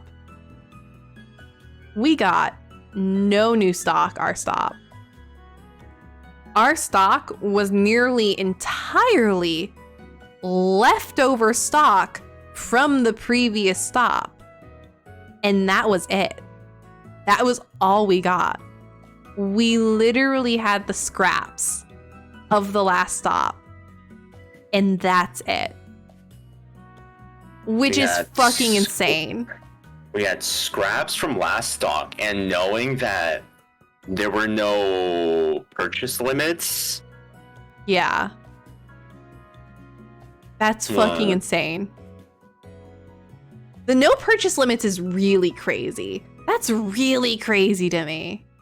Yeah. No purchase limits is insane to me on exclusives. Like, I don't know, fuck purchase. I guess if you really want to say we don't want too many purchase limits, money making, whatever. Fine. Have no purchase limits on like the regular retail, right? Like, sure, whatever. Have those unlimited, but like no purchase limits on exclusive stock is crazy. Bandai usually always has purchase limits, especially for P Bandai items. If you pre-order P Bandai items, they always have purchase limits. So it's fucking crazy that like the mobile tour had no purchase limits on exclusive stock. You're telling me that someone probably went in there and just bought like 30 Haros and left? That is hypothetically possible. I mean, I know, like, yeah, the person I was talking to in chat, they were like, they walked out with 8 Torahachis, and that was cool. I hope that chat member isn't here right now because I might kill them. I hope that chat member is not in the room with us right now because I might kill them. I'm just saying. Like, I could forgive 3, but 8 is deranged. I will start a fight right now. I'll pick a fight over Torahachi specifically because I wanted Torahachi so fucking bad. I cannot stress how fucking badly I wanted a Torahachi, and yet, like, distribute the wealth, motherfucker. I am the poor and needy right now, and I need at least 1 Torahachi, so help me God. Pay your fucking reparations. Hand it over. This shit is evil and rotten. Man, so yeah, I didn't get literally any of what I wanted the whole weekend. I got fucking... Yeah, you got even less. At least I came away with, because you didn't want your little guys, chat, I came home with 5 little guys. I had just a box of of the fucking workshop grandpas. I just have a box of workshop grandpas in my possession now, and I love them. I don't know what I'll do with having 5 of them, more than actually having 6 of them because of the one that I already own. I don't know what I'm gonna do with 6 of them, but God, do I have 6 of them? I'm so happy to have 6 of them. I love that there's 6 of them. They are so shit, too. They're like fucking garbage. Objectively garbage kits, but they're so funny. They're so objectively garbage kits. Their limbs barely move. The hip joints don't even move 90 degrees. They're so bad. But I love them. I love them so much. I love them so fucking much. And now I have 6 of them, so maybe the weekend was worth it, and like the, I don't know, threatening heat stroke was worth it. Yeah, I don't know, I just want to, I don't want to keep yapping about how insane Bandai was about, because the other employee I talked to day 1, she was also like, this is all we have. Like, what we have on display is what we have, and she said that on day 1. And she was like, oh, because Bandai didn't think this location would be busy at all. So we just we don't have much. Yeah. And this is before we found out about when the employee said we don't have much, she meant we got nothing. Yeah, she was just saying like, like Bandai wasn't expecting this location to be all that successful or popular, so we just don't have very much on us. Which, what an understatement. Which, that's just an insane thing to say. Yeah. Our location in particular being probably not that busy. Yeah. Yeah, it's kind of crazy given the location. If you'll find out the location, you guys will all agree that, like, whoever at Bandai looked at our city and said, this won't be successful. Or... Yeah, kind of crazy. Again, chat, if you do your due diligence, it's quite easy to figure out what location we were at. Wink, nudge, nudge. However, you know, we don't need to speak it out loud, but if you happen to figure it out somehow through very clever, difficult sleuthing, clearly, you'll understand that this is fucking crazy. This is fucking crazy. So many major cities within reasonable distance. We are encompassed by major cities and, like, interstate highways. So, because so many people that were attending were also from out of state. Yeah, well, because it's easy to get there. Like, it's time, but it's, like, not hard. Yeah. It's just a straight shot. Hi, Ify! We're complaining. Hi, Ify. We're whining. We're whining like crazy. Ify, we had a bad time at Gundam. Gundam base did not treat us well. They did not. So anyway, hi Raiders. My name is Fennel-Thyme, variety streamer, VTuber, and little guy extraordinaire. My pronouns are they, them. And Gundam base ripped us off crazy style. TLDR for what you guys missed, Gundam base mobile tour is a mobile pop-up shop of Japanese exclusive kits by Bandai, from Bandai. And it was through we went to a location this weekend, and it was bad. Some shit. It was some bad. Shit. Yeah. The continued of that TLDR is that stock was empty. It was dead stock. It was fucking nothing. It was nearly no exclusives, and by end of day 2, 0 exclusives, only retail available kits. Because we only had scrap stock. We overheard an employee talking to another attendee on the final day saying that the stock that they had there was scrap stock from the previous location, that they did not get a restock in between locations. We only had leftover stock. So yeah, that's crazy. Because Bandai was not expecting our location to be successful. And again, I want to make it clear, this is not on the fault of the employees who were working this location. They had no say or control over any of this. They were just employees doing their job, working with the stock that they were given, doing their fucking best. They were all very nice to me. They were all very nice to me. And they were also, like, annoyed about it, too. Oh, God, yeah. They were clearly, like, the employee who was telling this guy about, like, the stock situation was clearly pissed about it.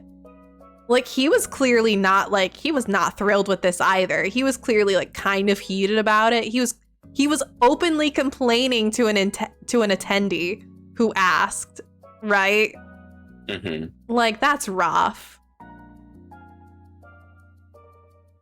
Because I'm sure that guy wanted to, and I'm sure, like, for all the other employees as well, you want to see people have fun. Right, like their whole job, like their job is crowd control and making sure everyone has like a good time and enjoys the brand, TM. And I'm sure being the person that's in charge of like keeping control of the store itself, seeing droves of people excited to walk in and then immediately their face drops, I'm sure that just fucking sucks to deal with. Yeah, I'm sure that sucks so fucking bad.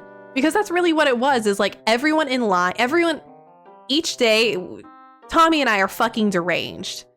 And because this stop was pretty close to where we are, we were like, let's show up every day, despite every day being a disappointment. We showed up every day, and every day we waited in line 2 to 3 hours. 2 to 3 hours. And then we get into the trailer. And it's empty. It's bad. It's so bad. That's so long. We had nothing else to be doing, I guess. I had a free weekend. Yeah, you had a free weekend. I was over near exclusively for Gundam base, so I was like, fuck it, let's do it. Fair, I had business to attend to. Yeah, you had store. You had genuine Gundam business to attend to. I was just there to party. Yeah, in fairness, Tommy had actual work to do at the hobby store. I was chilling. I was there for Gundam base and to see what's going on. So yeah, if we waited in 2 to 3 hours every day, that's nothing compared to what some people were doing. Some people traveled in from out of state, multiple times out of state, waiting in line for, I heard 4+ hours at times, like at peak Saturday. I hear the line got to 4+ hours. Imagine waiting in 4+ hours in direct sunlight on the asphalt in 80, high 80, low 90 degree weather to walk into a trailer after road tripping, to walk into a trailer that has no exclusive merchandise. No exclusive merchandise. None. What sucks the most, at least for me, and I'm sure a lot of the people working there, is that people in line were super excited. Everyone in line was, oh my god, they were excited. So hyped. The energy was great, honestly. The energy of people in line, despite it all, was pretty bumpin'. There were people fully just watching Gundam in line, which I was humored by. I liked sitting in line behind the kid who was watching Double Zeta. That's sick. I was low key eavesdropping on his Double Zeta watching. Everyone was so excited. And then they walk into the trailer and it's nothing. It's nothing. The hobby store that was partnered with Gundam Base had better stock than Gundam Base. Just actually, genuinely, unironically, the hobby store had better, more interesting stock than Gundam Base Tour. People would walk into the Gundam Base Tour, look around, realize it's fucking nothing, maybe get something just for the tote bag, and then go walk to the hobby store that was crazy overstocked with a bunch of fuck-ass weird kits because of the tour going on. I bought a kit at the hobby store because I was so pissed about stock at Gundam Base. I bought a Master Grade Zagok because I said I don't got shit at Gundam Base. I got my tote bags and my 5 little guys, my 5 freebies, because every day I showed up, the employees by day 2 recognized me. They learned my name and then would call me over by name to give me freebies and to let me build a little guy.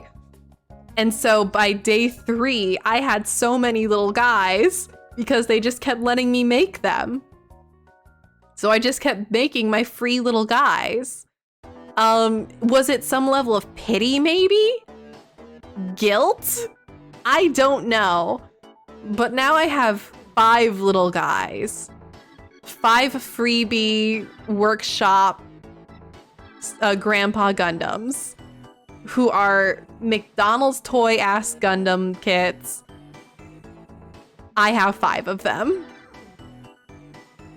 And I will love them dearly. But yeah, basically Gundam Base Mobile Tour was really fucking rough. And it sounds like Bandai was not thinking. Because there's no way our location should have been as understocked as it was. Because this is...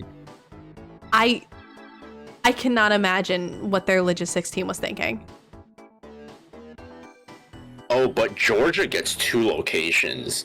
Georgia gets 2 locations. Which one do you think is going to be the stronger location? It's like when twins eat each other in the womb. I mean, the one by Atlanta, of course, is one would think. So Atlanta's gonna get the main stock, and then the second one's gonna be the Atlanta scraps. Why does Georgia get 2 locations? I don't Every fucking other know. state got 1. Why did they look at Georgia and go, they need 2? I don't know. They thought Georgia was sick. I don't know. Man, I don't know. Can I just say the flight path as well is also super weird? Yeah, y'all should like look at the tour list and just like look at the way that it's like laid out. It's really crazy. Fen, you mind if I read off of the cities? Go for it. So it starts or the states. So it starts normal. Illinois to Indiana to Michigan to Ohio to New York to New Jersey, right? That's like normal path. Then we go from VA to Tennessee to 2 Georgias, and then Colorado. And then from Colorado to Washington. And then from Washington to Nebraska. And from Nebraska ends in Missouri. What is that flight path? Yeah. It's... What is going on there? It's goofy. It's giving silly. It's giving what the hell happened. Yeah, I want to be in that fucking logistics meeting when they decide where we go and who gets what. Yeah. Because none of it makes sense. Honest to God, none of it makes sense. I really don't get it. I don't know why. I don't know why we had scraps. I really don't get it. I'm sure a lot of it is like Japanese company not being familiar with American geography. I'm sure. But like, surely they could have had a consult. It's Bandai. Yeah, right? Surely they could have had a regional consult. Like, that feels crazy to me. It's Bandai Namco. Yeah. Y'all. It's Bandai Namco. It's not some small Japanese company. Yeah, it's fucking Bandai Namco. Like, what are they thinking? Who have flagship stores. They are partnered with American hobby stores.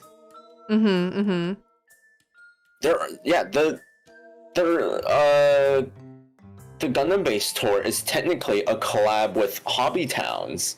Yeah. It's not just going to random locations. Every location is a Hobby Town location. So what happened? What did happen? What did happen? And it sounded like from the grapevine, it sounded like the hobby stores themselves had no say. Is that, I guess, in the logistics planning. So a lot of the stores sounded like they were just at the mercy of Bandai. Oh yeah, so like the stores were just like, I guess we are gonna be one of the locations. Yeah, they're just like, I guess we're hosting. Okay. Yeah. I guess that's happening. Yeah. And they didn't really get to say about like, oh, our location will probably be busy with, it's like a super busy location, we get a lot of customers, or like, I don't think they really had a chance to do any of that. It was just Bandai said, you are hosting your location. Good luck. Good luck, buddy. Yeah.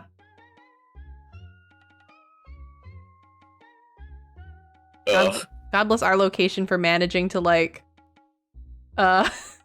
managing to stock up at least their store before everything dropped. Yeah. I feel bad for places that I'm sure there's like other store locations that just didn't have the chance and they just kind of got jump scared. Yeah. And then all they could do is sort of shrug to not like, they couldn't min-max the hosting. Yeah. At least our location was ready enough to where they had like a giant table of overstock. Yeah. To just kind of attract people with, because that sure did attract people. Oh my god. I mean, especially after how fucking empty the tour was. I'm sure like people were like, man, I may as well go check out the hobby town, and they walk in and see the table of overstock that is considerably more interesting than the Gundam base tour, because boy howdy, by the end of the weekend it was stripped clean. Like stock inside the actual store was pretty well stripped down by the end of the weekend. So good choice by the managers. Well done. Good cooking. You did it. Successful weekend for the managers. Yeah, but again, like we're lucky because we're a big location. Yeah. You think a big location like ours would have deemed, better stock, but yeah, right. We're a big location, so our hobby town could get good stock. However, that means we had shit stock from Gundam base. Yeah, like we have like multiple aisles full of Gunpla, just so full, just chock full. Multiple aisles, and then like needing an extra like a line of tables that are just stacks of boxes. Just so full of more Gunpla, and Bandai looks at that and go, they're probably not busy. Yeah, it's probably not worth it. That's not worth restocking. We don't need to restock them. Yeah. Like what is going on, man?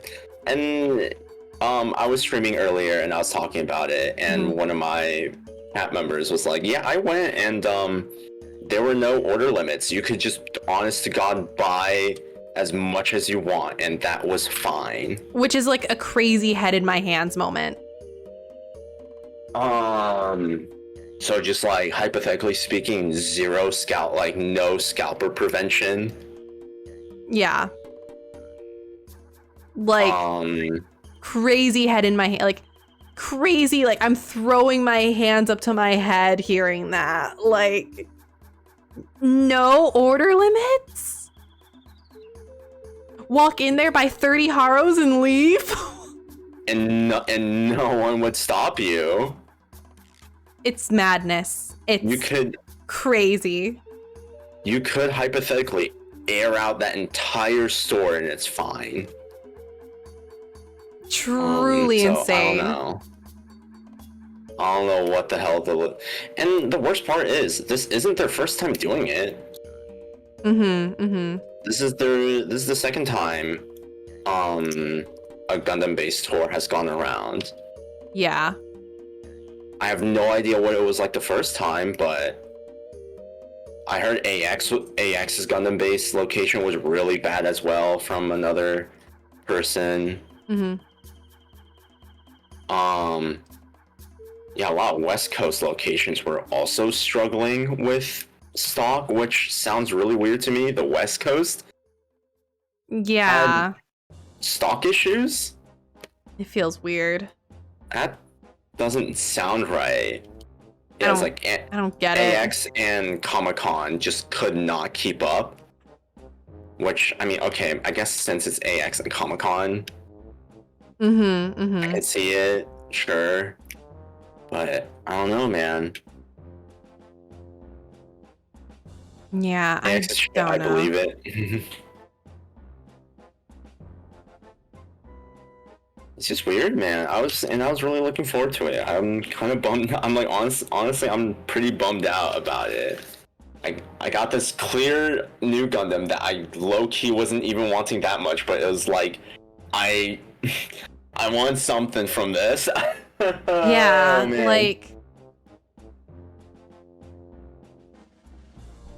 I'm also pretty bummed, but like in the end, the saving grace is that like I had a good time.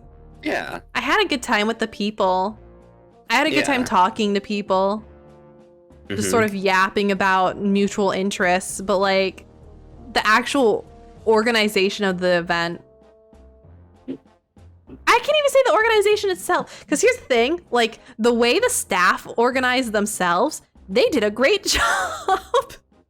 Yeah. The only issue they had was just inventory. Yeah, inventory and maybe line management, but even then, like, I don't know. There weren't that many people on staff. They did not have someone who could have like I could count on like my 2 hands the amount of people they had on staff. 20. No, not even less than 10. Yeah, probably. Shit. I remember all of their faces in my head because all of them recognized me and would come up and say hello to me. There are less than 10 people who are working. So, like, they didn't have anyone to spare on line management. Like, once the line reached far enough outside of the event. And it was hundreds of people in line. Yeah, like, what do you think the attendance count was like? Oh my God, I wish. I should have asked. I should have asked one of the employees before I left and been like, what do you think attendance, like, what do you think the attendance numbers are? They had trackers on. They did. Trackers on them, so they definitely have logs of how many people showed up. Yeah, like how many people turned up each day. A scary number to think about. Yeah. I'm pretty sure it was 8 people on staff. Yeah. I think it was 8 people on staff. Scary shit. And they did a great job. I think they did great. For what they had, they pog. Yeah. They kept the line moving as much as they could, which is hard when it's like a shopping event. So you're just watching people, people are going to browse. Mm-hmm. They tried to get water up and down the line as often as they could. Yeah, which, oh God, thank God. Yeah, it was bad out there. Yeah, they were super friendly, super chatty. Again, they all fucking knew me by name by day 3, which is scary. They didn't have to do that, but they did by force, I guess. I don't know. Freaky that they just know me now. Literally recognized me every single day and was like, "Oh, you're back. Welcome back." Scary. Yeah, no notes on the employees. They were great. They did so fucking well with what they were given. God, I wish I had their t-shirts. Oh my God, their t-shirts are so fucking good. I love their t-shirts. They had really good t-shirts. Yeah. And one of my friends, crazy move on his part. I'm a little upset about this. Because day 1, I was like, haha, hypothetically, as a joke, pointing right, pointing left, I want that shirt. Mm-hmm. I'm like, I'll buy that shirt. Can I buy the shirt? And they're like, like, employees only. We're not supposed to hand them out. I'm like, okay, I tried. My fucking friend the next day said that he just got his hands on the shirt because he traded it with an employee. Yeah. What the fuck? What do you mean? They literally traded shirts. Yeah, he literally took his shirt off of his own fucking body. Yeah, he took his shirt off and he was like, I want that shirt. And whoever that employee was like, bet. I bet it was just such a bold fucking move that the employee was like, shit, man. Fuck, let's go. I didn't have the gusto that he had. Yeah, you didn't summon that aura. Mm-hmm. You didn't say, I will literally take my shirt off of my body and give it to you for yours. I just didn't have the creativity for it. And this is actually, like, I think this is a thing that does happen at, like shirt trading. That's a thing. That's a thing. Mm-hmm. That's a thing at events. Yeah. Should have just opened your mind's eye to it. Yeah, I should have. Because their shirts were really good. I like their shirts a lot. It's a good shirt. The employee shirts are cute. How do you get yourself on the staff, you think? For like these events. Yeah. I should have asked that. How'd you get hired? Yeah, how'd you get hired? How do I get hired? Are you a Bandai employee or is this like a different thing? Yeah, is this like through an event agency or? Yeah, what's going on? Yeah, are you like gig staff that's only signed up for like location or like how many of you are touring? Because it sounds like some of them are touring and some of them are like location based. Mm-hmm. Yeah. I'm assuming it's a decent mix because, yeah, that's what it sounded like too. Yeah, because the couple of people I talked to, it sounded like that they were just kind of, they're just here to be here. They're just here because they got called in for here. But like, it sounded like some of the others were like actual touring with the show across everywhere.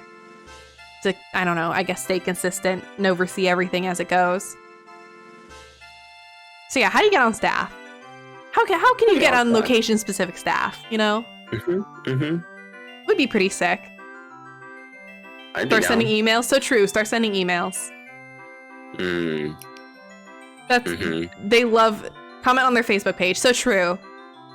Japanese companies love that shit. Send emails. Send them a fax. Get your hands on a fax machine. Fax Bandai. I wonder if my school library has a fax machine. So true. Just fax Bandai and ask them how to get on staff. Call them on the phone. True. Call them on the phone. Capital P. Dial that shit up. Landline that motherfucker. How do I get on your event staff to work event? Physical letter. Yeah, send them a physical letter and make sure. Do you have a stamp? No, I'm fucked. Oh, my family's bougie. I was. What the fuck? You got stamps? Yeah, I have a stamp. I have a stamp of my Chinese name. It was made for me. It was made for me when I was born. My dad got it ahead of time. My dad had stamps made for us as we were born. Y'all bougie as fuck. Goddamn. Yeah, it's a custom. Has a carved marble dragon on top and everything. Wow. Yeah. Must crazy. Be nice. Damn, this bitch doesn't have a personal stamp. That shit's crazy. This motherfucker doesn't have a personal stamp. You hearing this guy? Ify, do you have a stamp? Tax bracket moment. Ify, do you have a stamp? I'm too white to have a stamp. Damn. Hate to see it. I was just thinking, I'm like, Ify works in like Japanese corporate a lot. Maybe Ify has a stamp. I considered it when I was doing study abroad. Understandable. I've never used my stamp.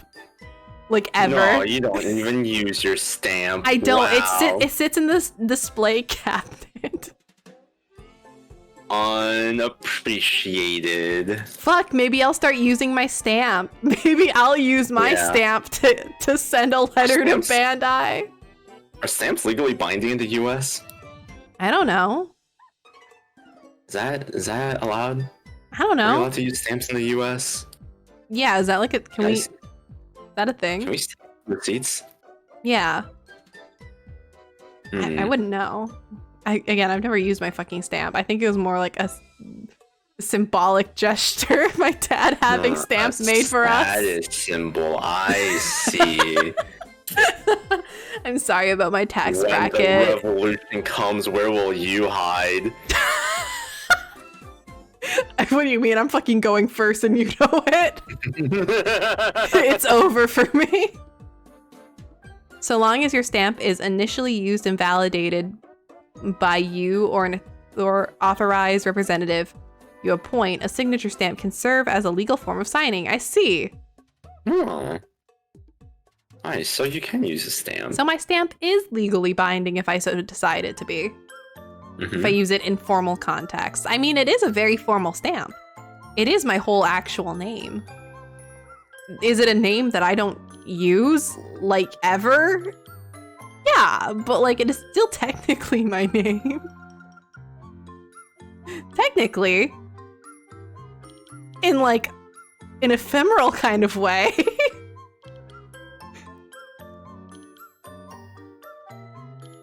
That's still a legally binding stamp if I've ever seen one. I should just use it at some point. To legally changing your name, your stamp will no longer be legally binding. In fairness, that was never my legal name in the first place. Oh, what? My Chinese name? Yeah. Damn. Yeah. My English name was my legal name since day one, but I had a Chinese name for my grandparents. Fucked up. Yeah, I know. Sorry, I am white first, actually. I am white first and foremost. I will not say it on Twitch. Ooh. You will not say it on Twitch. That's crazy. Yeah. Something you will not say on Twitch. Oh, I mean, just, you know, Oh, calling me white? No. Huh? Nah, whatever. It's so nothing. I low key probably could get away with it, but I'd rather not. Okay. Lamau, I guess. Question mark. Yeah, I'm sorry, chat. I'm first and foremost a white man and only secondarily Chinese. Yeah, hate to see it. Yeah. That's the jump scare of the night. But yeah, that was my Gundam base experience, more or less. I hope they do better. I want to see them do better. For so many reasons do I want to see them do better. But also, I don't know, Japanese corpo. Yeah, my hopes aren't high. Yeah. I'll stay delusional for now, I guess. Right. Yeah.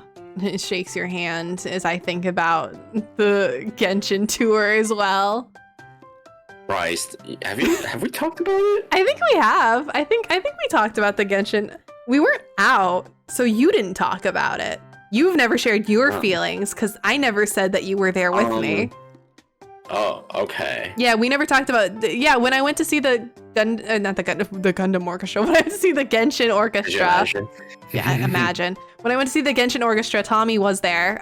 He was there with me. He also went to see it. It was our first trip together. It was our first trip together. Wow, our first big trip at least. Yeah. Wow, crazy. I was so excited for it because Fen showed me the Shanghai concert. I didn't even show you the Shanghai concert yet. You said I don't want to watch it until afterwards. Oh, right. But you just said, because you didn't want spoilers. That, right? Yeah, but I talked about it because it was banger. You talked about it and you were like, that shit is a banger. And it's like, it should be, you know, it was technically supposed to be under the same line. So I'm like, okay, man. And like, you've always shown me like occasional OSTs here and there. I'm like, yeah, because for all of Genshin's flaws, the OST does fuck hard. Yeah.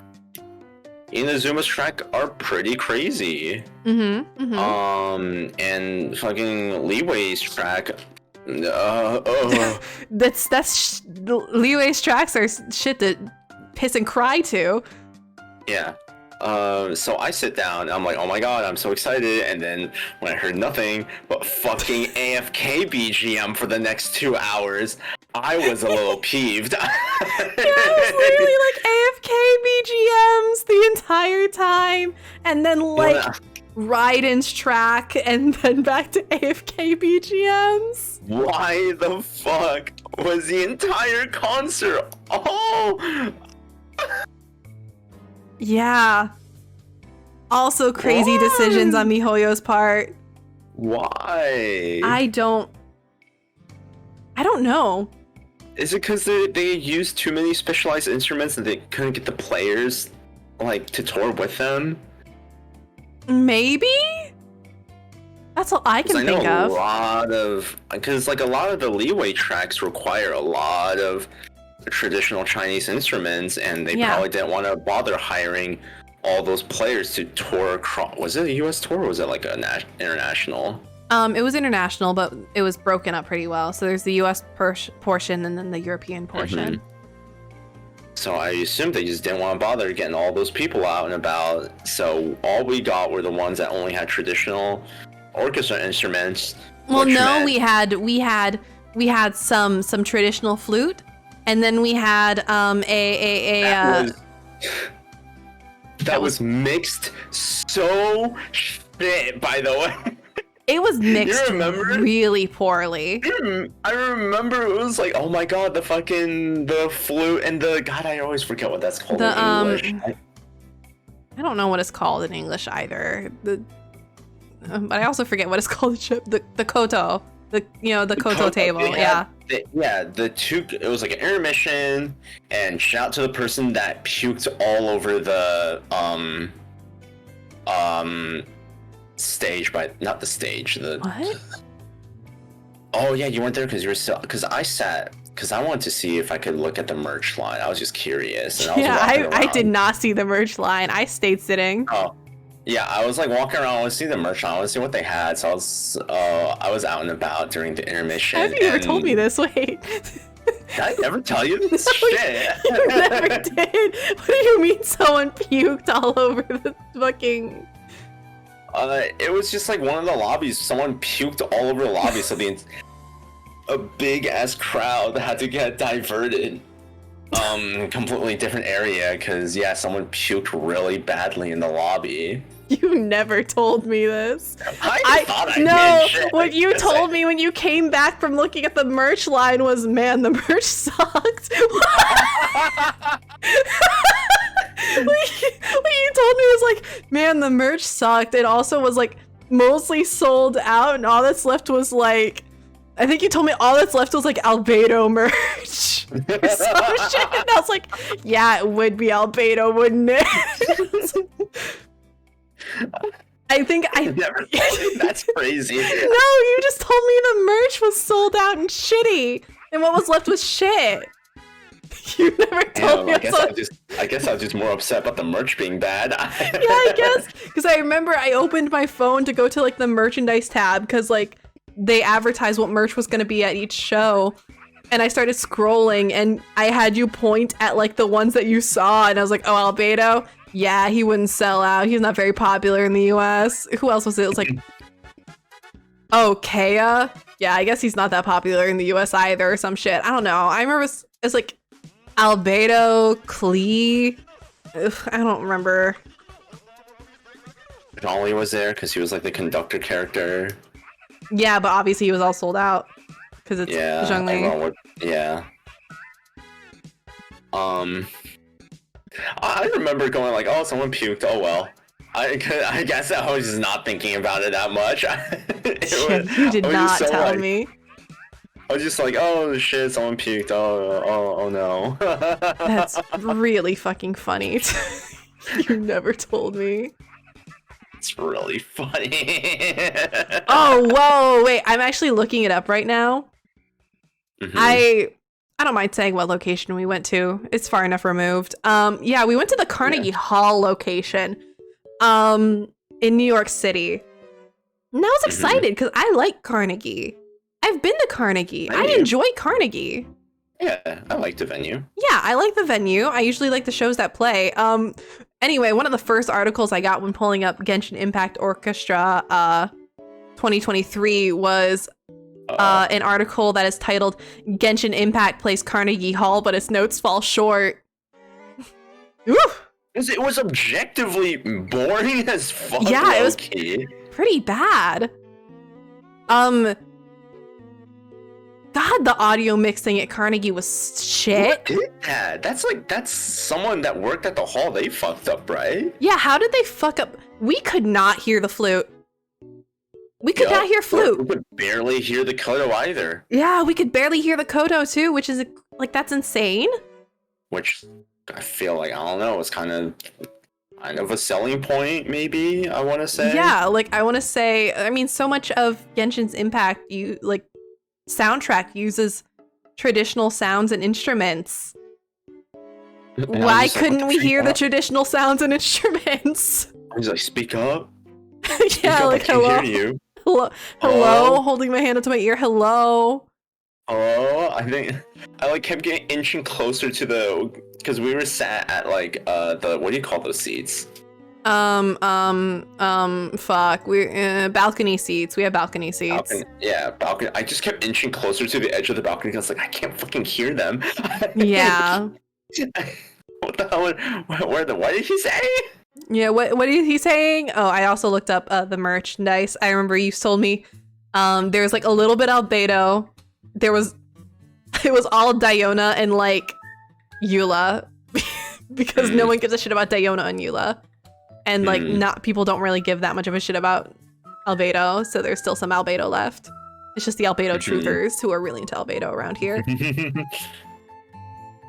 They are not popular EN characters. I was disappointed because I was really looking forward to it. And then you showed me what it was supposed to sound like, and then I got upset. Yeah, and then you got really mad about it, and then you got mad about it that you started showing it to your parents to be like, do you see this shit? This bangs. Anyway, here's what my experience was. No one reads you, listen. Yeah, because I came home and my parents were like, "Oh yeah, how's the show?" I was like, "Huh." Yeah. No, at least you got to eat good food. Oh, fuck yeah! I don't know wherever that udon place was. Pretty good. It It was like a good fusion Japanese place. Fucked pretty hard. Very yummy. Yeah. Whole beef. That shit was whole brisket. Shit bangs. Yeah, it banged real hard. It was really good. Everything else about the trip was great. Yeah. The hotel was really cute. Got to see Oomph. Other than you getting kicked out of Amtrak almost. Oh, true. Oh, no, me getting kicked out of Amtrak almost. Yeah. I was honked as fuck. Yeah, also thank you, Fred, for the sippy. I don't have sippy on me right now. I forgot to bring a drink down. So I guess I'll just die, or I can drink the balsamic vinegar. You are done. I have the balsamic vinegar on me. Please do not the vinegar. Please do not the vinegar. Please do not the vinegar. Perish, yeah, I'll die. I will stop shrimping though. But yeah, that was the other part of the Amtrak story, because I talked about them. My dad was there too to also like handle everything. Yeah, so I talked a lot about how they tried to kick my dad off. Little do you all know, they tried to kick Tommy off too, but Tommy did not notice because he was passed the fuck out. He was like so out. I didn't know I was about to get booted while I was asleep. That's crazy. You sleep so heavy. What gets you kicked off of Amtrak? I guess being an attendant to a disabled person. So what happened basically, TLDR, is on the way back to our location, from New York to location. I'm in wheelchair seats. I have my father and Tommy as my designated attendees. My designated accomplices. I forgot the actual word. They're my accomplices. They're supposed to stick with me.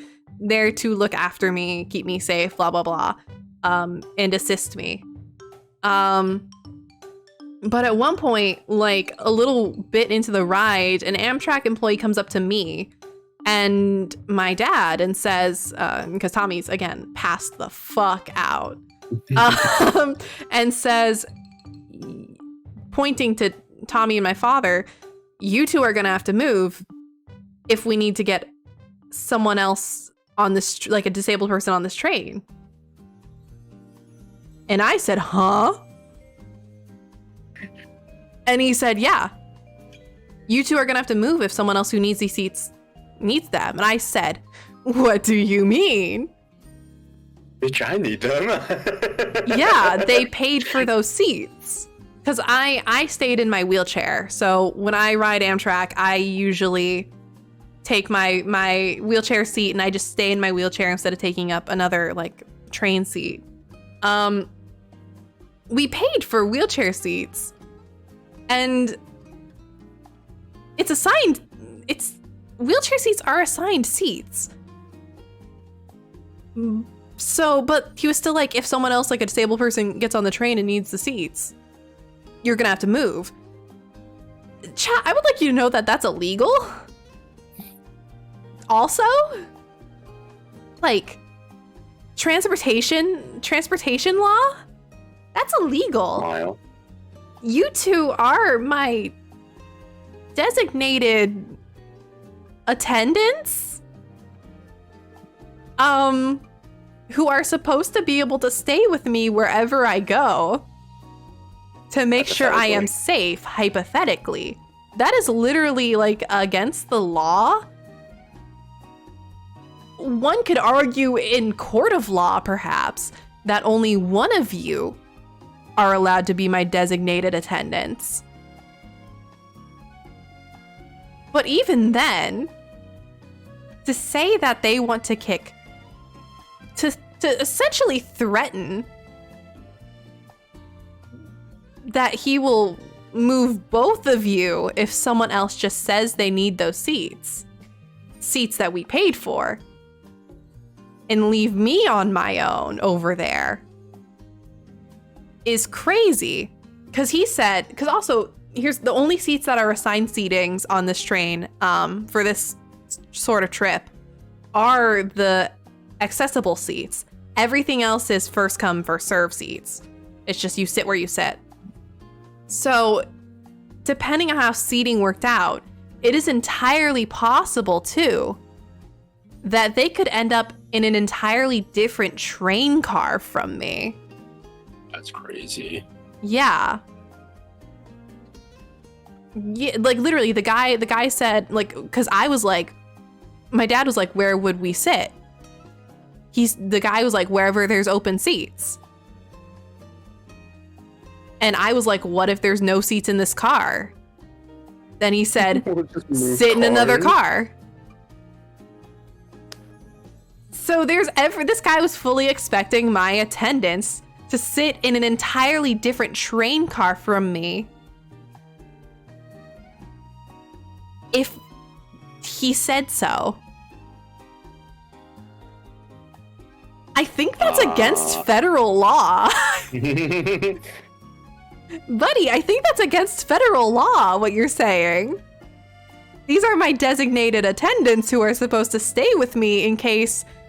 Now, this is not my health issue, but it's none of his business, obviously. In case I have, say, a seizure. You know? Like, here's the thing. I am fairly self-sufficient.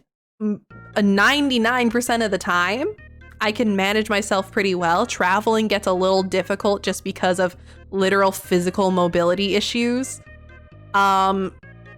But like otherwise, I'm pretty self-aware of what my body is doing at all times and how to handle it and being able to handle it on my own. But what if it was someone who like isn't able to stand up in an emergency? Right? Like, here's the thing. In an emergency, I can stand up and just get off of this train on my legs. Like, if I don't know, something bursts into flames. I have the ability to do that. What if someone else didn't? What if someone else that this guy walked up to is, like, is paralyzed and needs someone to wheel them out of here? What if this person has, like, a seizure disorder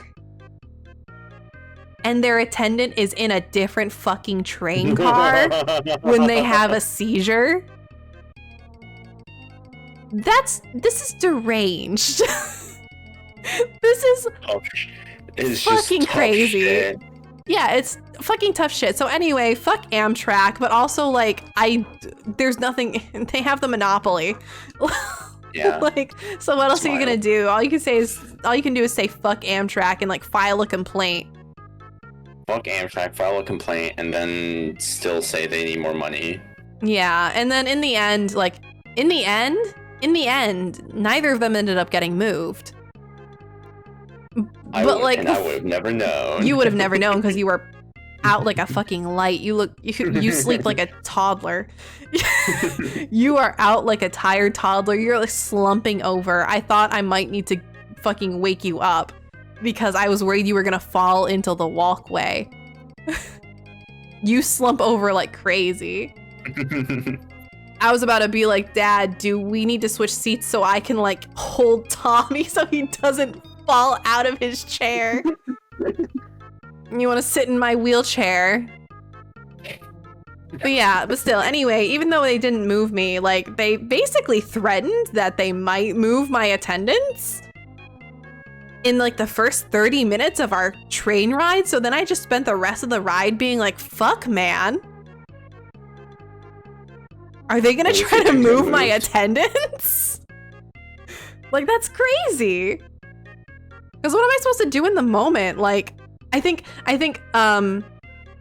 actually, people in my Discord who were in my Discord back then might remember it because I did sort of low-key panic text my Discord like, hey, chat, does this sound right? I think I started texting you guys like, hey, chat, does this sound correct? I think this is illegal what they just did to me. Am I right? Can I get some help on this?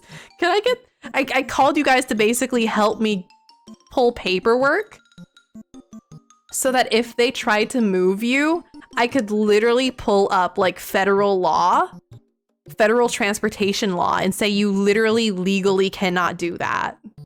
You have to at least leave me one of them. That would have been pretty sick. Yeah, so I think people who were in my Discord at the time might remember me texting like, hey, can anyone help me pull up this federal law real quick? The federal law and also the Amtrak TOS, because it's also in Amtrak's terms of service that I am allowed. It's clarified I am allowed one attendee, like one attendant. One could argue that both of you are still my attendant, but like by fucking law and Amtrak's own damn word, I am allowed one confirmed attendant who may stay with me throughout the duration of my trip. Another train car or not next to me does not sound like staying with me, if you be asking me. That does not sound like staying with me. So, yeah, I basically had the Urbies working overtime to make sure I didn't get my shit rocked on Amtrak. All the while, you were sleeping like a baby. You were out like a light. Dude, I was straight chilling. I don't know, maybe I remember like hearing some kind of weird commotion. Yeah, I mean, there's a couple times where it just, you did doze back awake, mostly because you were you kept almost falling out of your chair, and you would sit back up and then immediately slump back over. Yeah. Morton says, I vaguely remember a huge lawsuit Amtrak had about a wheelchair accessible accommodations. They had to pay out $2 million in one case recently. And they'll keep having these cases. It will just keep happening. People don't know what to do. People don't know what they're fucking doing, don't know their own laws, don't know their own fucking policies. Don't know their own policies, let alone federal law. Oopsie. Yeah, oops. Crazy how that works out. Crazy, eto boy. Eto boy. We had other work to do before I end stream, even though it is getting late. So we might as well do the one that is relevant to you, Tommy, before you end up needing to go. I don't want to keep you all night. Wow. You're free to chill, but I also may as well. Yeah. So, Tommy, what are you thinking for game? For our game, what are you thinking? I'm real hungry. I mean, that was a genuine question, but I'm understanding your answer. I asked that since I wasn't asking that as like a lead up into you like walking into what game we're gonna pick. I asked genuinely, but I think I know what you mean. Damn, I thought I was saying you up for a fucking dunk. Fuck. No, I really meant.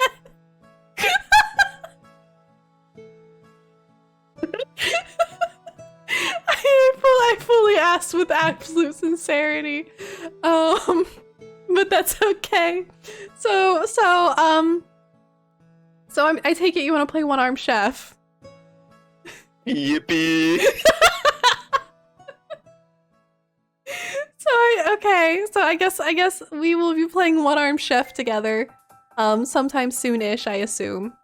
That's fucking stupid.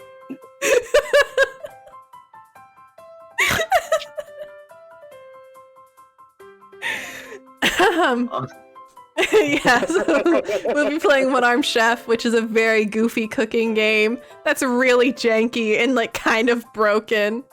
I saw it on Secret Sleepover Society, Jacob and Julia Drawfee's gaming channel. They played it together, and it's some of my favorite VODs ever. It's really good. The VODs from it are really good. And it just looks really fucking funny. Myself came from? Yeah, it came from One Arm Chef. It's I'm gonna prosciutto myself. I'm gonna fucking prosciutto myself in the head. Oh, that's promising. Yeah. Jacob, drawn by madness, says in a fit of rage, I'm gonna prosciutto myself in the fucking head if no one gets this fucking prosciutto out of my hands. So yeah, huge. Looking forward to it. I figured our other good option, other than Chained Together, which I know you and I were feeling very middling about, was Played Up, which is also funny and probably has better brand recognition for tags. But God, One Arm Chef would be really funny. Yeah, too normal. I'm just too biased towards One Arm Chef at the moment. Well, you have been thinking about it, like, since I've showed you the VODs. Yeah. Since I showed you, like, the clip compilation from One Arm Chef, you've just been thinking about it the whole time. Such a funny game. It's very funny. So I guess that is what you and I will be playing together for our promised Doodle-a-thon. You and I forced to play a co-op game together where we have to work together. And we'll see who kills each other first. We all know who's the more violent of the two of us. Wait, who? Yeah? What do you mean who? Wait. Morden gets it. Oh. Oh. We both know who's more toxic between you and I.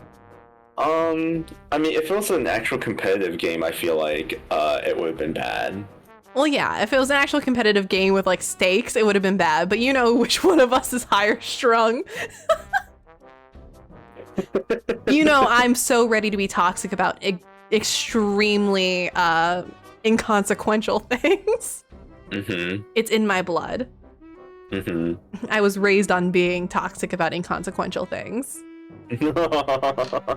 It's just how it rolls in this household.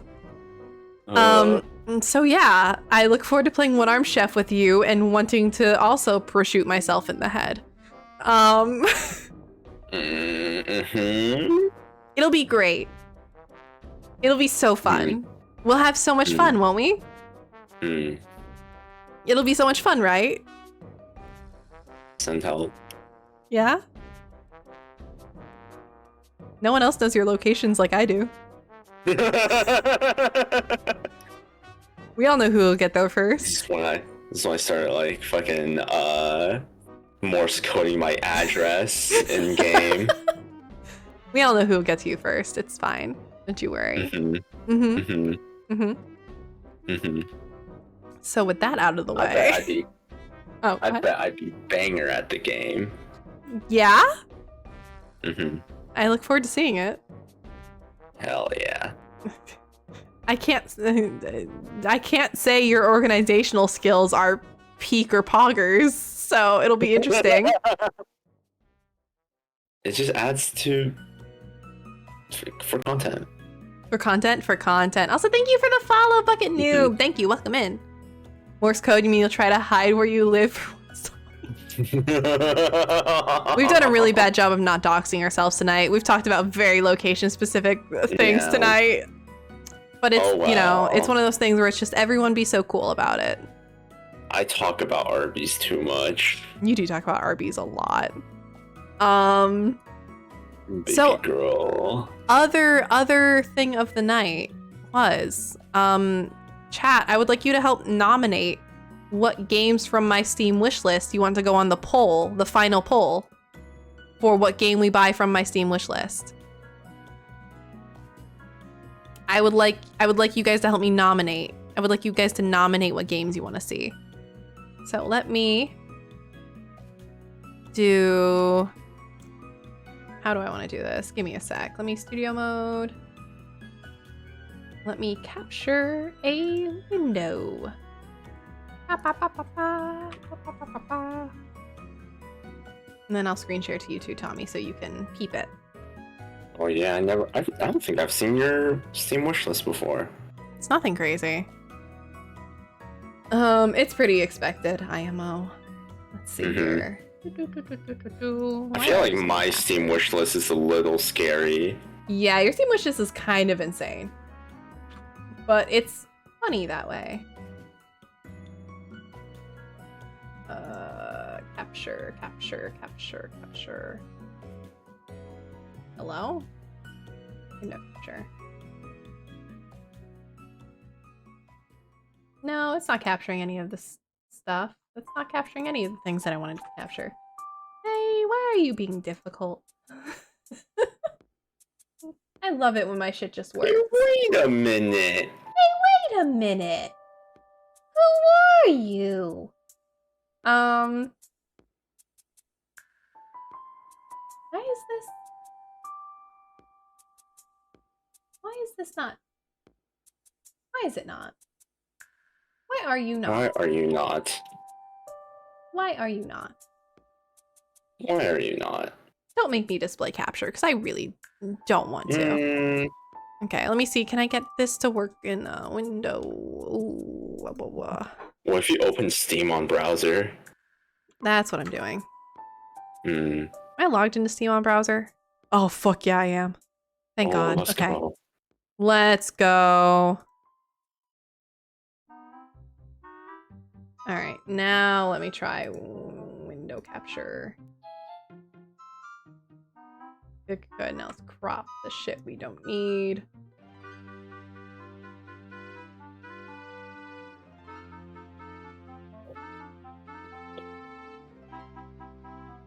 That should be fine.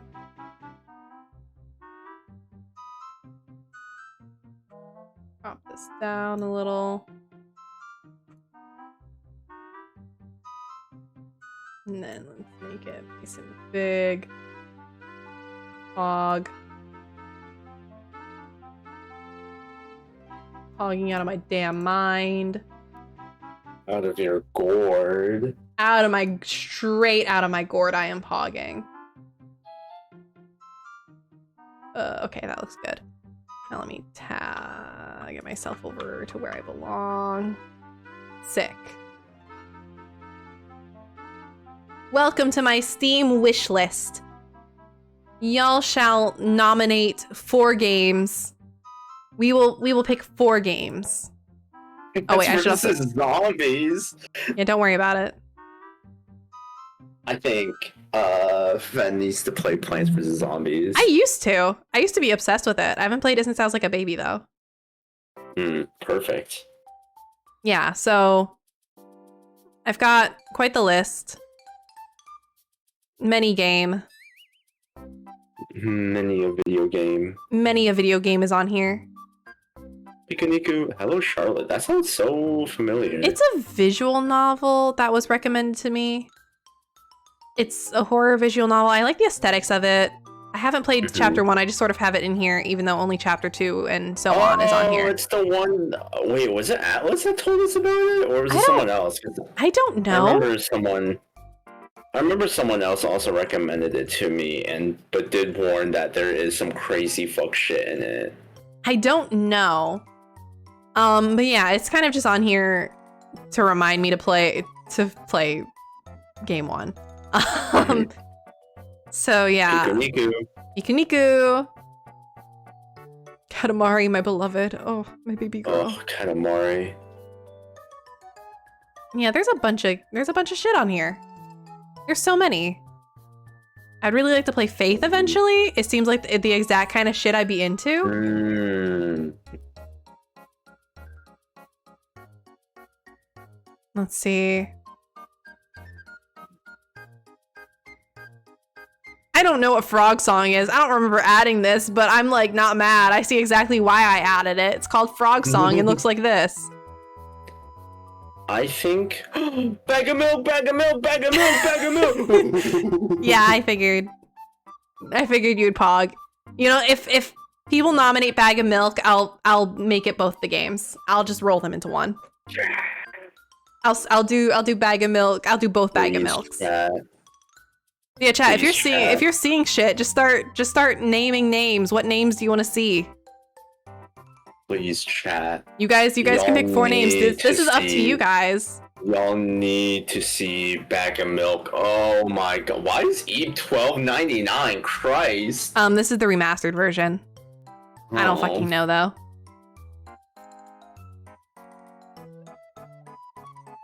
Please, y'all have no idea how crazy Bag of Milk goes. Exit 8. I want to see you play Spooky Game. I haven't played a spooky game in quite a while. Like, other than Lethal Company, exactly. It's been a minute. Exactly why. Oh, should we give them the update on fucking Anatomy? True! Slay the Princess and Slime Rancher stuck out to me. I've wanted to play Slay the Princess really bad, and I've not played the new Slime Rancher, only the original. Yeah, Slime Rancher new came out in 2022. Content warning. I'm not gonna, you know what? I love content warning. I haven't played it myself yet. You guys don't need to nominate that one. I'll get to it eventually. All my besties are playing content warning. I'm sure I will end up playing it eventually. I just haven't been around when they played it, so I just never ended up getting the game. Don't worry about it. That one, don't you fucking fret. Ahim. Yeah, Ahim. I've not been around any of the times you guys played content warning. It's gonna die before you do. Whatever. As long as we're having a good time with it. I've never been exactly the most timely individual. But yeah, I've wanted to play Slay the Princess so badly. Basically, since before its release, I've actually been following its development. I have kept up with Slay the Princess since its development days. I've wanted to play it so bad. I just haven't gotten to it at all. Shout out to Markiplier for popping it off. Too much dialogue. I love visual novels. That sounds like a visual novel problem. Simply Be Better. Shout out. Simply Be Better. I am famed visual novel lover. Slay the Princess is so neat. It looks so good. It looks like the exact shit that I'd be into. It looks so made for me. So yeah, I guess that makes 1 Slay the Princess and 1 Slime Rancher vote. I knew about it because Abby, one of the devs, makes good horror comic. Ooh. No. Oh yeah, and Tommy, you were saying about Anatomy. Yeah. Yeah. I finally got to play Anatomy. After fighting fucking demons to get working on a PC of some sort. I don't know why. There's something about the way Kitty Horror Show codes Unity that my PC doesn't agree with. It's only his PC, and it's also any Kitty Horror Show game crashes his PC. Yes, something about the way Kitty Horror Show makes games my PC does not have fun with. Yeah, because it's not a Unity problem. You can open other Unity games on your PC. Yeah, it's just Kitty Horror Show. Anatomy didn't work, so I tried a bunch of their other games, and every single time it would just crash my PC. Full blue screening, have to restart the PC. Hard restart the PC. Don't know what Kitty Horror Show is doing to my PC in particular, but that shit is pretty scary. The scariest thing of all of Kitty Horror Show's work is how it crashes your PC. So then I just played it on my laptop. And it ran like a dream. Ran like a dream on my laptop, so I don't know what the fuck the deal is with my PC and Kitty Horror Show. They don't get along. They're not friends. But yeah, Kitty Horror, or Anatomy, scared me shitless, and for no goddamn reason. I was thrilled watching you. I wish I didn't even need you to stream it. I wish I had just been recording. So I could relive watching you play Anatomy whenever the fuck I wanted. because I was having a great time watching you play Anatomy. Chat, we were in his fucking bedroom in the dark, like fairy lights only, playing Anatomy on the laptop in bed. It was peak as fuck, and he was scared shitless the whole time. Dude, you were tweaking like crazy. You were freaking it. I was genuinely freaking the fuck out a lot of the moments. I have never seen you freak so hard about like a game. I'll be so real. I've never seen you freak like that while playing a game. You were like genuine anxious too, because like you will get like silly scared about things, like jump scare, hee hee, lamau, but like you were like so on edge. Like, chat, one of his roommates would like drop something like 2 floors down and he would jump kind of anxious. Or like someone would shout outside because it's like a busy town, a busy city, and then he flips, he'll be like, what was that? What was that? It was so fucking good. Shit is scary. Shit is scary. It's one of my favorite games. Everyone say thank you to Tiger Tooney for handing me Anatomy on a silver platter. Yeah, thank you, Tiger Tooney, for giving me so good atmosphere, and I hate it. That atmosphere is delicious. It's delectable. It's scrumptious. Mm-hmm. It's so fucking good. It's scrumptious, and I hate it. I really, really need to play more of Kitty Horror Show's shit. I need to go through the entire repertoire, honestly. I need to go through the whole thing. I need to go through all of her shit. All of it. I think the scariest part is that, like, I never got scared. Yeah, right? No scares. That's terrifying. Yeah. Right? It's all dread. It is sincerely 100% all dread. And I don't think I've seen a single horror game ever genuinely attempt all dread and no scares. Mm-hmm. Because I feel like every horror game, no matter how much it teeters the line of that, it always can't help but at least have one jump scare in it. Mm-hmm. I feel like that's just like an inherent game design thing that a lot of devs have. It's like no matter how much, everyone eventually breaks and decides the scare is here. Mm-hmm. It's such a simple game otherwise, but the build up it does with the tapes on loop. Simply perfect. Game that makes you on edge and there's no relief even from getting scared. Exactly! I think I also was banking on like, oh, surely the scare is any moment now at some point. You kept saying like, okay, surely, like it's gonna happen soon, right? It's gonna happen soon. And I kept going, and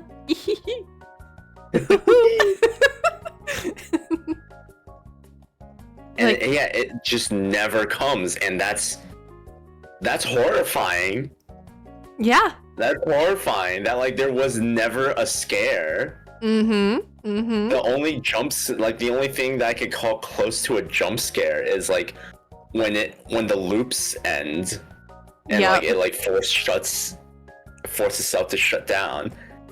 Yeah. And that is terrifying. Yeah, the forced game close and you just sit there and it's all quiet. I'm just like, okay, I guess. Yeah. Then you're just alone with yourself. Mm-hmm. It's the worst part. Yeah. That shit is crazy, man. Mm-hmm. I don't know. I love Anatomy. It's genuinely one of my favorite games, just in general. The atmosphere is peak as hell. I don't think the theming got me as hard as like Night and Fen. Yeah, Night. I know it got me really bad, and the Night was like, man, that was crazy. Yeah, like, the themes, they were theming really hard. I do like them, theme. Not to say that they were bad, like, it was still really good. I love the concept. It didn't feel personal like it did for me. Yeah, it didn't hit me personal, but like, just, I can just really appreciate it on a narrative level. It's just like, oh yeah, that is a banger idea. Yeah, because afterwards, you put the laptop down, and then you just sort of laid down on your back with your hands folded over your chest, staring at the ceiling, and went, yeah, that was really good. You just laid down with your looking up the ceiling, hands on your stomach, and just, yeah, that was good. That was really good. Yeah, that was really good. That was really good. That was a really good game. That shit fucked me up. Yeah. I think the funniest part too is that you weren't even just being like, God damn, that shit was fucking nasty. You were like, yeah, that was really good. It was like a very humble, very modest, like, that was a really good game. Yeah, that was really good. That was a really well done game. It was so good. I was thrilled. I had a great time. It made it worth it to me, at least. Like, it was worth the 6 computer crashes. Yeah, chat, do you hear that? It was worth crashing the computer 6 times. It was worth crashing the stream twice. I'm still a little sad that, like, I never got to do it on stream. Mm-hmm. But I think chat would have comforted me too much, and it would yeah, and also when it happened, when it rolled on your game, it was like the middle of the day. Also that too. So like it would have been too comfy, and the lights were bright because it was just right in the sun. Yeah, you're right. Vibes would have been so different. Yeah. Oh, I just love the concept of a sentient home that gets lonely. And like kind of gets a little sad and angry and just kind of desperate for interaction. I think cool, sick shit. Sick shit. Sick shit, man. It's so good. It's so fucking good. I'm obsessed with it. Yeah, I wish I understood why your PC fucking hates Kitty Horror Show. No, I don't know. Why does your PC hate Kitty? Because, like, I tried downloading different versions of the game. I tried downloading some other Kitty Horror Show's games. Never. It's so weird. I don't get it. Yeah, all of them were fucked.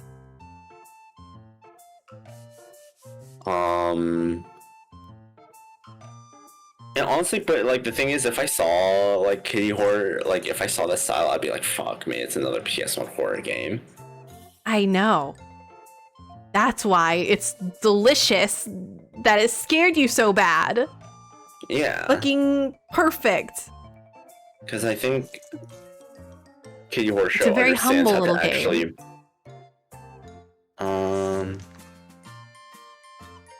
Totally get ruined for non-environment can pay attention. Probably. Yeah, I think environment does change things. Yeah, no, 100% did. Who's Leela? I think I've seen another game of the same from the same dev. Yeah, I know Jags played it on stream. I hear it's quite good. I hear it is quite good. So, okay. Yeah. So it sounds like the votes right now are Who's Leela, which I actually know a bunch of people in my community have wanted me to play for a while now. I know it's been recommended several times, which is why it's ended up on my list here. Because I know essentially nothing about it. I watched like maybe 5 minutes of gameplay from Jag. Before Jag was like, Fen, you need to play this. And I said, oh, well then I need to leave. So yeah, I guess our votes are so far Slime Rancher, Who's Leela, and what was the other one? Slay the Princess. But what about Milk? I can vouch for the Milk Bag games. I guess Milk can also go on the list. You know, and that covers the you wanting to see something scary too, because Leela and Milk are both technically spooky, from what I gather. personally wouldn't call Milk spooky. Mm-hmm. I don't know. It's not spooky, but it's just a different. It's weird. Yeah, I guess Faith would be more in like the scary. It Steals and Faith are probably more like actual horror. Maybe. It Steals is straight up survival horror. Yeah. Cool. And then Faith, hell yeah. I know is scary shit. I have never played Faith, but I've seen clips and I know it's scary as fuck. Looks banger though. The aesthetics of Faith is crazy. I've seen playthrough of it. For some reason, you'd think that it's a game that would get my ass, but like I just enjoyed it. Okay. Yeah. I enjoyed my time with it. Or my watch through. Inscription. Inscription's one that I want to play, and I already know all the twists and turns of Inscription, admittedly. I watched Blizz play Inscription when that came out, so I'm a little sad that everything's been spoiled for me. Yeah, but it still seems like a really fun game to play, and my main issue is that it looks like it requires skill. To some degree. The actual card game segment? Yeah, and I am not built for card games. I am not wise like that. I'm really bad at card gameplay. So I worry I might be out of my depth playing this game. Yeah. I can technically, I don't know, it's a deck builder. I'm pretty good at deck builders. But fuck, man. I'm gonna make myself look dumb as hell playing Inscription. I'm gonna look dumb as shit. It'll be a bad look for me. But I'm down to try. But it does seem like our most... I watched some of it back with Spoofy. Yeah, I watched Spoofy play a little bit of it too. But it looks like our big votes right now. Bag of Milk, Who's Leela, Slime Rancher, and and Slay the Princess. All very different games. All extremely different games, but I just think it makes it even funnier to watch you all vote and decide which one I play next. And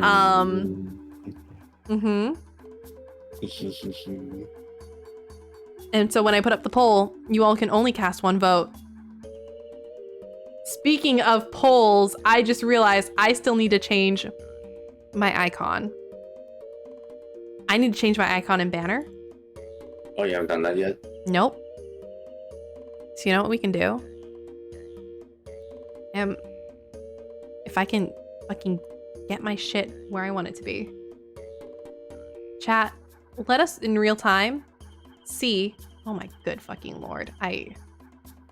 My mouse is broken. I need to buy a new mouse. I need to buy a new mouse with the money you all gave me. I need to buy it. Oh my god, it's really bad. It's really, really bad. It's really bad. Let me find the post. Let me find the post. I haven't checked on the post in a while. I want to see what the post is looking like right now. What you guys voted. Slay the Princess and Who's Leela are games I want to hear Fenn's thoughts on for different reasons. I see. Well, let us snooze this ad. Also the same reason for Milk. What's the... I see we have some interesting options here. Maybe I will put this on stream. I think it's properly cropped for it. Good enough. Fucking minion loaf. And then let me change the crop a little bit.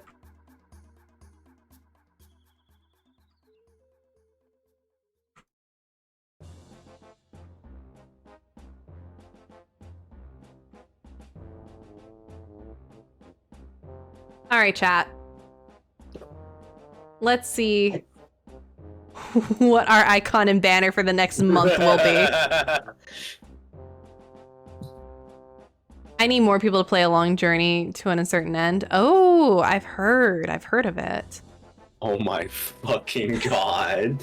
Yeah, so I liked every post that came through, just as that to keep track of them more or less. Filet mignon, I expect nothing less from Azarius. I also expect nothing less from Rito. We have 14 likes on this fucking thing from Night. Scary. When I last checked, I'm pretty sure this one was in the lead for banner. Thank you, Atlas.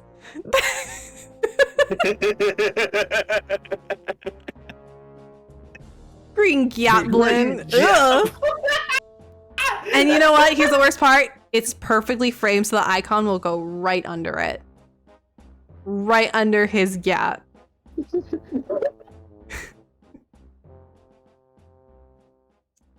9 likes on this fucking thing.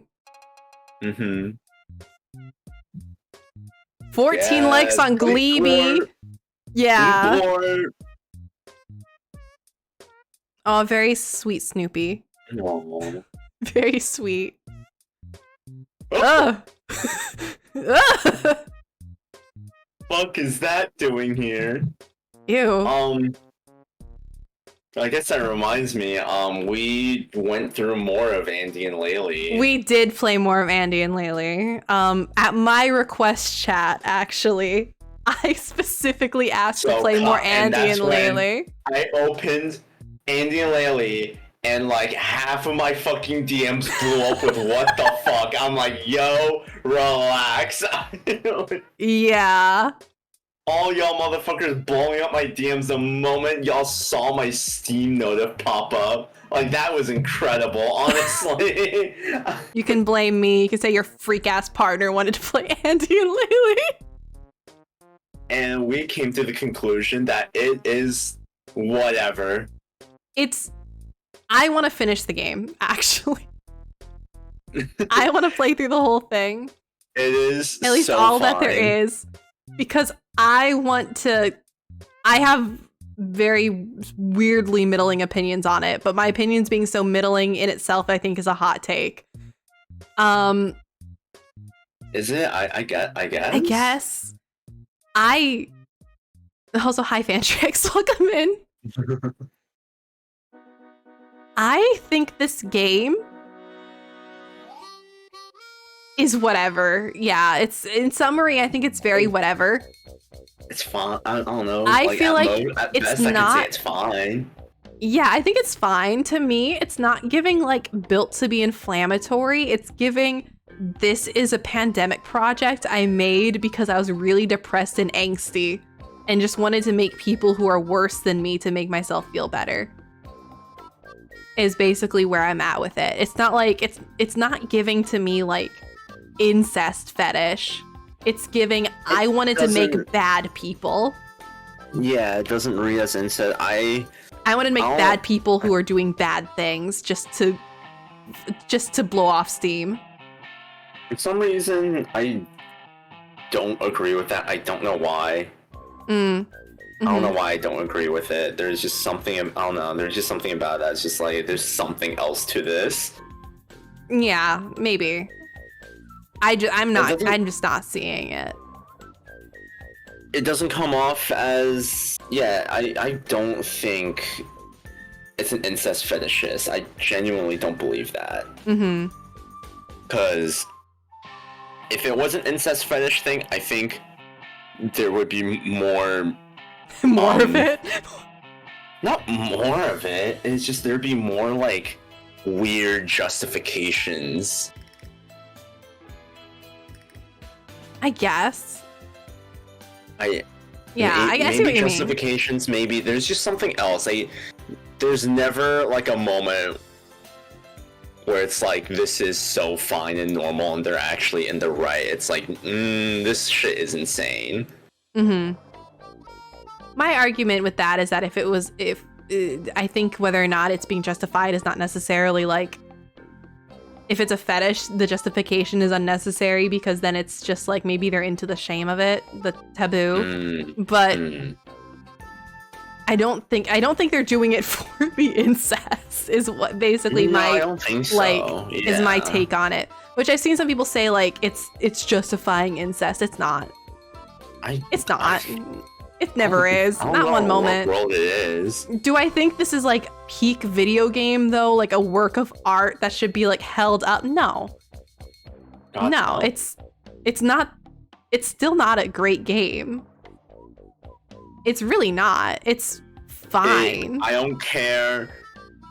I don't care what your game is. Your fucking RPG Maker game should not chug on the PC. Oh my god, yeah. The fact that your PC struggled so fucking bad to run this RPG Maker ass game, that's insane.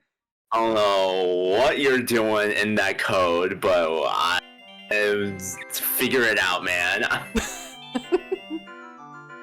Yeah, I don't know. I don't think this game is like...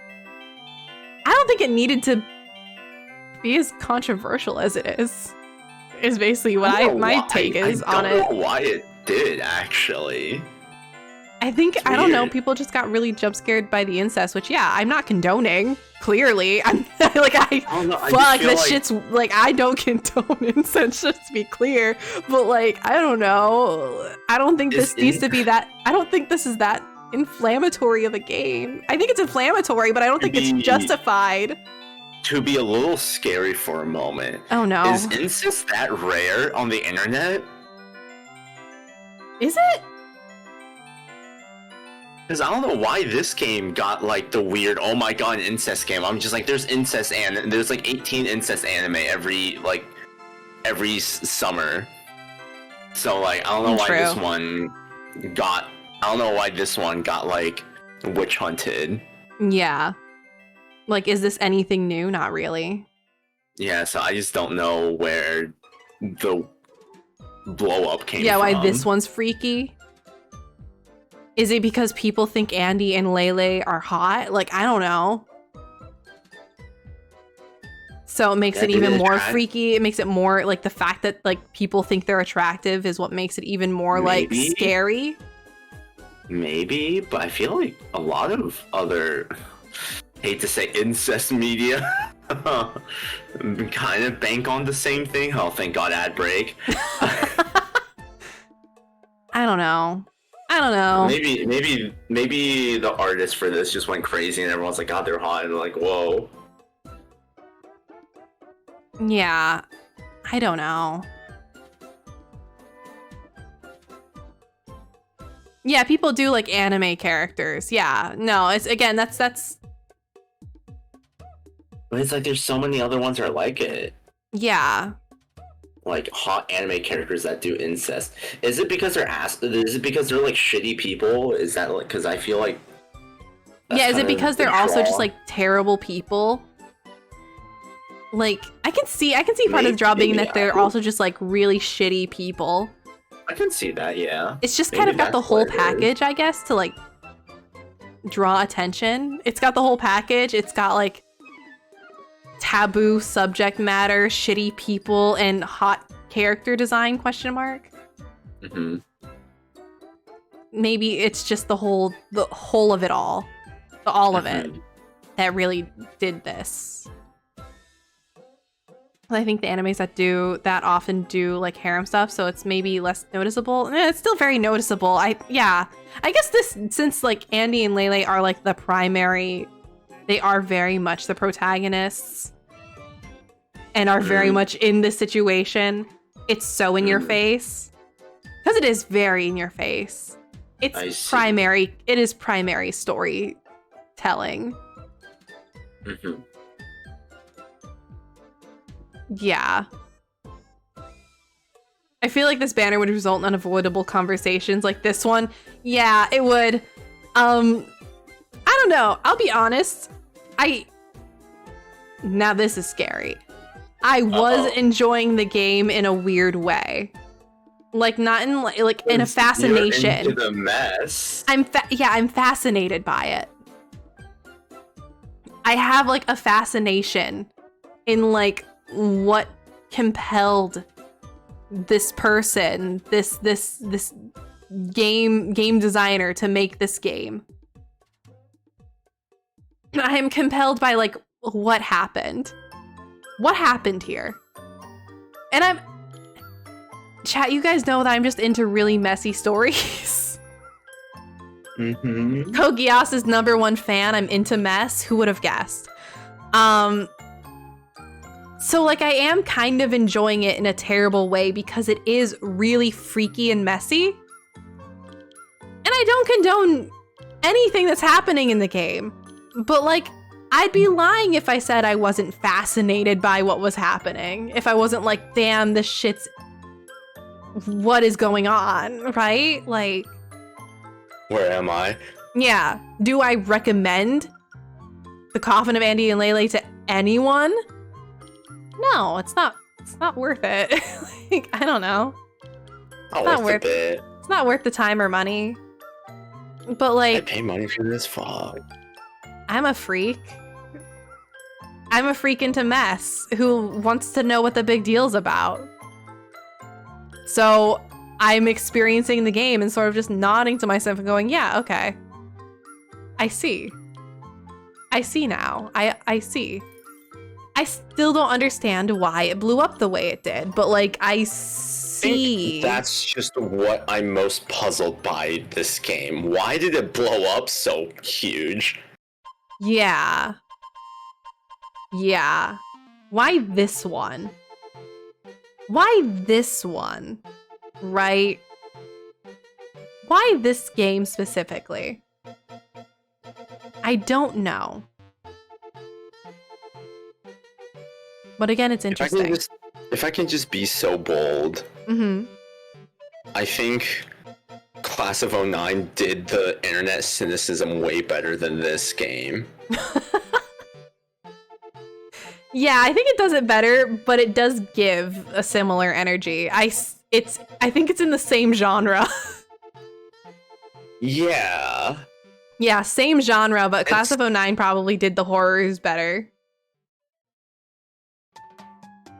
Or it's just like because a common through line with the two games is that like everyone sucks, the world sucks, and like why not kill ourselves? Yeah. And both of the games kind of give that energy. I feel like Class of 09 kind of does it better. Yeah, Class of 09 is genuinely sickening. And this game is just sort of like edgy material, is what it feels like to me. Because I will always say that Class of 09 is a horrifying fucking piece of media. But I will always stand by that at least it had something to say. Yeah. Yeah, at least it has something to say. But it has something to say. And whether we like it or not. Whether we like it or not. And if I can also be a really bold, maybe even something a little positive to say. Somewhere in there, probably. In the madness of it all, there is like something positive the author is genuinely trying to get at. The author is trying really hard to just tell everyone to just chill out and be nice to each other. In all of that mess. That messaging does come through if you play enough of it. Is it good? No. I don't think Smile. no. Smile. I heard where you were going. I don't think so. I don't think it's a good game. I don't think it's a good game, and I don't think it's clean enough with its messaging. Clear enough with its messaging. It takes some digging to get to the messaging. You have to play so many of the fucking routes to gather the atmosphere of be decent to each other or this is what life is. Maybe it's just because I find it a little too relatable. Smile. Yes, it's very personal for you. So I understand it will hit you differently. It's not even that personal to me, and yet I found it like truly sickening. I don't think it takes a lot to find it truly sickening. I think that's just a normal. Well, I don't know. Again, I watch I fucking play Andy and Lele, and I go like, yeah, okay, wow, they suck. Lamau with pretty much that tone. Class of '09 had me like gripping my fucking chair, like shaking and sweating. Yeah, I don't know. That's like because I'm having the opposite reaction. Really? Yeah, because I don't know, because the Class of '09 is like off rip. It's like these guys, everyone in this game's a fucking asshole, and they probably deserve what's coming for them. Mm-hmm. And then Andy and Laylee, I'm just like, do you want me to jork it? Like, I'm uncomfortable. Yeah. I'm uncomfortable because I'm just like, am I jorking it to these two? Like, is that the idea? Or is it gonna be like, or is it gonna pull like a gotcha? It's like, you tried to jack off to him, now you're an asshole. It's like, you're a dick and a piece of shit because you jacked off to incest. It's like,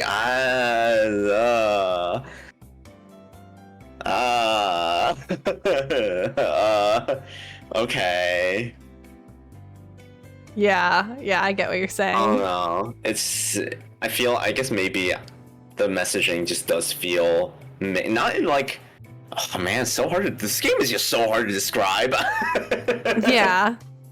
It doesn't feel like there's a message right now besides everything fucking sucks and these people fucking suck. And everyone's a freaking a weirdo. Yeah. Like, I feel like that's kind of just a summary of it, is like everything sucks, these people fucking suck, the world fucking sucks, and everyone's a freaking weirdo. I think I just don't know where this game is going. Which is why I want to keep playing, so I can maybe try to make sense of it. I think I'm just too scared to keep going. I don't know. It's fine. I'll just fucking play it. I'll play it while you're in classes, and people keep blowing up your messages when you're not even home when they see the Steam notif. You can DM them for me, be like, it's not him. Yeah, Lamau, smile. He let me on the PC to play Andy and Laylee. Which, scary proposition to make, but you know, cool. Smile. Anyway, let's move on. Yeah, anyway, my icon is thank you, Ryan, for Gleep Glorp. We will be Gleep Glorp for the next month. We'll be Gleep Glorpin'. We'll be Gleep Glorpin' with the green Gyoplin up on my fucking head. A pretty banger combo. Honestly, if you just color little guy green, you look pretty close to Gleep Glorp right now. Oh, so true. Yeah, I could just recolor little guy. Go in the fucking texture, whatever that. Gleep Glorp. Yeah, Gleep Glorp. We're gonna be EB Gleeby up in here. Gleep Glorp, EBDB next to the goblin. Scary shit. But thank you everyone who submitted really good suggestions in here. Oh my fucking god, is pretty good. Oh my fucking god. It's really good. To quote Jacob Geller here, darkness is not a message by itself. Yeah. Yeah. Yeah, so I guess these will be... I'm just saving these, don't mind me.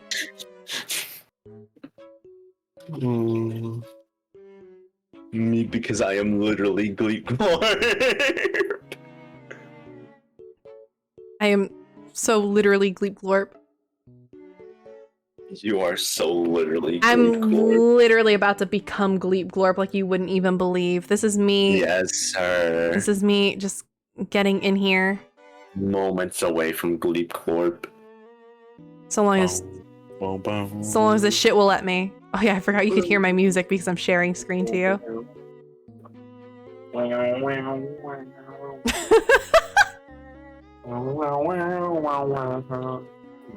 is it? Where is it? Where is it? Where is it? Where's the banner? Where'd you save to? Banner? Did the banner not save in the right format? Like a asshole? Oh, it so didn't save in the right format. Give me a sec. What file format did you save in? Okay. Please convert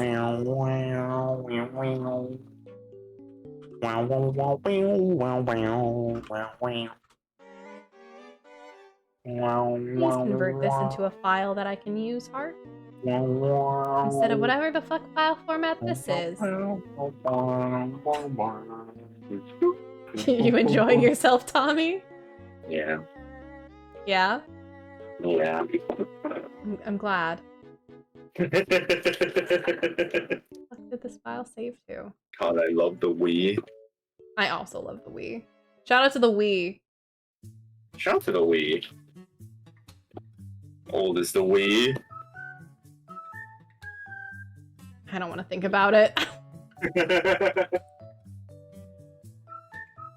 There we go. Okay. Now I can change my banner.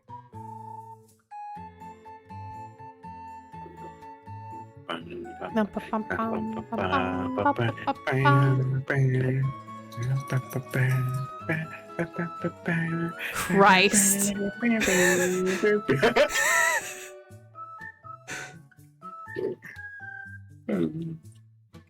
No, I can fix it. Wait, I can make it better than this. Let's just scoot it down a little bit. So it's like really sitting his ass right on my head, but I still have to make sure Spider-Man's ass is in frame too. Yeah. Yeah. That's the winning run right there.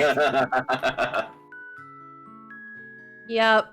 Let me just show this yeah, there we go. There you go, chat. It's officially been changed. This is what I'm gonna be for the next month. This is how we're looking for the next month. If you see the Gleep Glorp, know that it is me. The Gleep Glorp with the green goblin profile banner. You know that it is me. Do not be scared. Be not afraid. It is I, Fennel-Thyme. It is I, Gleep Glorp. It is I, Gleep Glorp. I'm here to Gleep Glorp. This is not Fennel-Thyme. This is Gleep Glorp. This is Gleep Glorp. It is simply me. Well, Gleep chat. Glorp. There's that. Congratulations. Gleep Glorp. I will probably put out the official poll for the game tomorrow? Tomorrow. If Milk doesn't get chosen, I think I'll just make you play Milk in person. Really? I don't mind playing it on stream. I'm bad at staying motivated. No, I just need to see. I just need to see. You just want to see me play it? Yeah. Well, I need to see you play it so bad. You want to just sit with me while I play it? Yeah. Yeah. Okay. Yeah. I can set up my streaming setup on my laptop and just stream at your place. Oh, wait. No, that's not what I meant. I meant like not even on stream. Oh. You have to be on stream. Oh, so you're stealing stream. You're stealing content from stream, huh? Yes. You're stealing content from stream. You're gonna say Bag of Milk its first gameplay is for me only. Yeah. If I can't have anatomy, then you know what? That's probably a valid take. Actually, yeah. If you couldn't get anatomy on stream, I could play Bag of Milk in whatever preferred atmosphere you want me to play it in. Okay. I guess that's fair. We'll take those. So chat, if you want to see me play Bag of Milk on stream, you have to vote it and then steal it away from Tommy. Also, hi, Otero. Welcome in. You missed me complaining about Gundam Base. Oh yeah, Otero. Gundam Base was some ass. Ugh. God. I don't have the energy to go over it again. Watch the fucking VOD and watch Tommy's VOD too, because I know he complained about it earlier. Was it? It was. Oh, it was so bad. It was really like bad. Shit. Yeah. It was really bad. Stock was abysmal. laughable even. Yeah. Coin flip if you have stock to begin with. Yeah, the hobby store was better stocked. So that's what it was looking like. But I did come home with three workshop kits, so 5. 5, sorry. I built 3 and I've come home with 5. I have 5 workshop grandpas. Total of 6. I now am the proud owner of a total of 6 workshop grandpas. I'm thrilled out of my mind. They are real, they are mine, they're in my hands, all 6 of them. What will I do with 6 of them? Man, I don't know. All 6 of them? Yeah, all 6 of them. And spin in a circle. Yeah, I can just, they don't have open hands. What do you mean? Yeah, they can't hold hands. They can't hold hands. They can all just like, I don't even think I can raise their arms high enough for their fists to touch. Genuinely, I don't think I can. They are not mobile little men. They just want to stand there like statues. If I want to turn one into a diorama, I'm gonna have to cut it up like crazy to get it to pose. They can touch toes. True. Actually, I don't even think they can. I don't think they can spread their legs far enough to touch toes. I don't think I can get their legs far enough apart for their toes to touch without their shoulders and arms getting in the way. Like, I'm genuinely, if I'm gonna take that one that I broke and turn it into a diorama, I have to like actually cut him up and glue him back together. Hell yeah, then that's what you have to do. And that's what I'll be doing. Other than that, I think I gotta go because I'm like losing my voice. Yeah. Yeah, I'm not built to be talking so much anymore. Mm-hmm. Don't worry about it, Otaro. Don't you worry. We're making our peepaws touch toe. Yeah, we're making our peepaws spread their legs. That's all. Hypothetically. Hypothetically. It's not gonna happen. It's not gonna work. They won't spread their legs. Yeah, I need to go. I need to go to bed. I'm getting delirious. Oh my god. Blue's up. Let's fucking go. God bless Balatro, hell yeah. I don't have to send you guys to the fucking, I don't have to send you guys to the flute man. I can just send you guys to Blue. Everyone go say so nice words to Blue. Yeah. Blue Wade. Yeah. You know what? I want that to be our raid message. Blue Wade. Oh. In that way. Blue Wade. That's how you're gonna write it. Everyone go say hi to Blue. We love Blue. I have common colored wait. Amuro. Joey, you can see how bad my mouse is. I'm gonna share my screen again. Give me a sec. Watch me try to click following. Oh wait, it actually worked this time. You see this? Oh no, I just see the way it stutters. Exactly. That's my mouse. Nice. My mouse is stuttering it because the fucking button is dying. There we go. How old's the mouse? I don't know. I think this is a mouse I stole from the lad, so probably pretty old.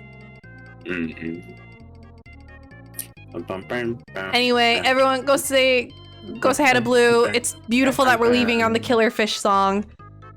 Get out of my house. When will I be back? I don't fucking know. I'll be back eventually to play whatever game you guys vote on. I'll be back eventually also to play a video game with my sister. Eventually. Oh yeah. Yeah, for 500 plus. We are well over 500 followers now, but I still have to do that.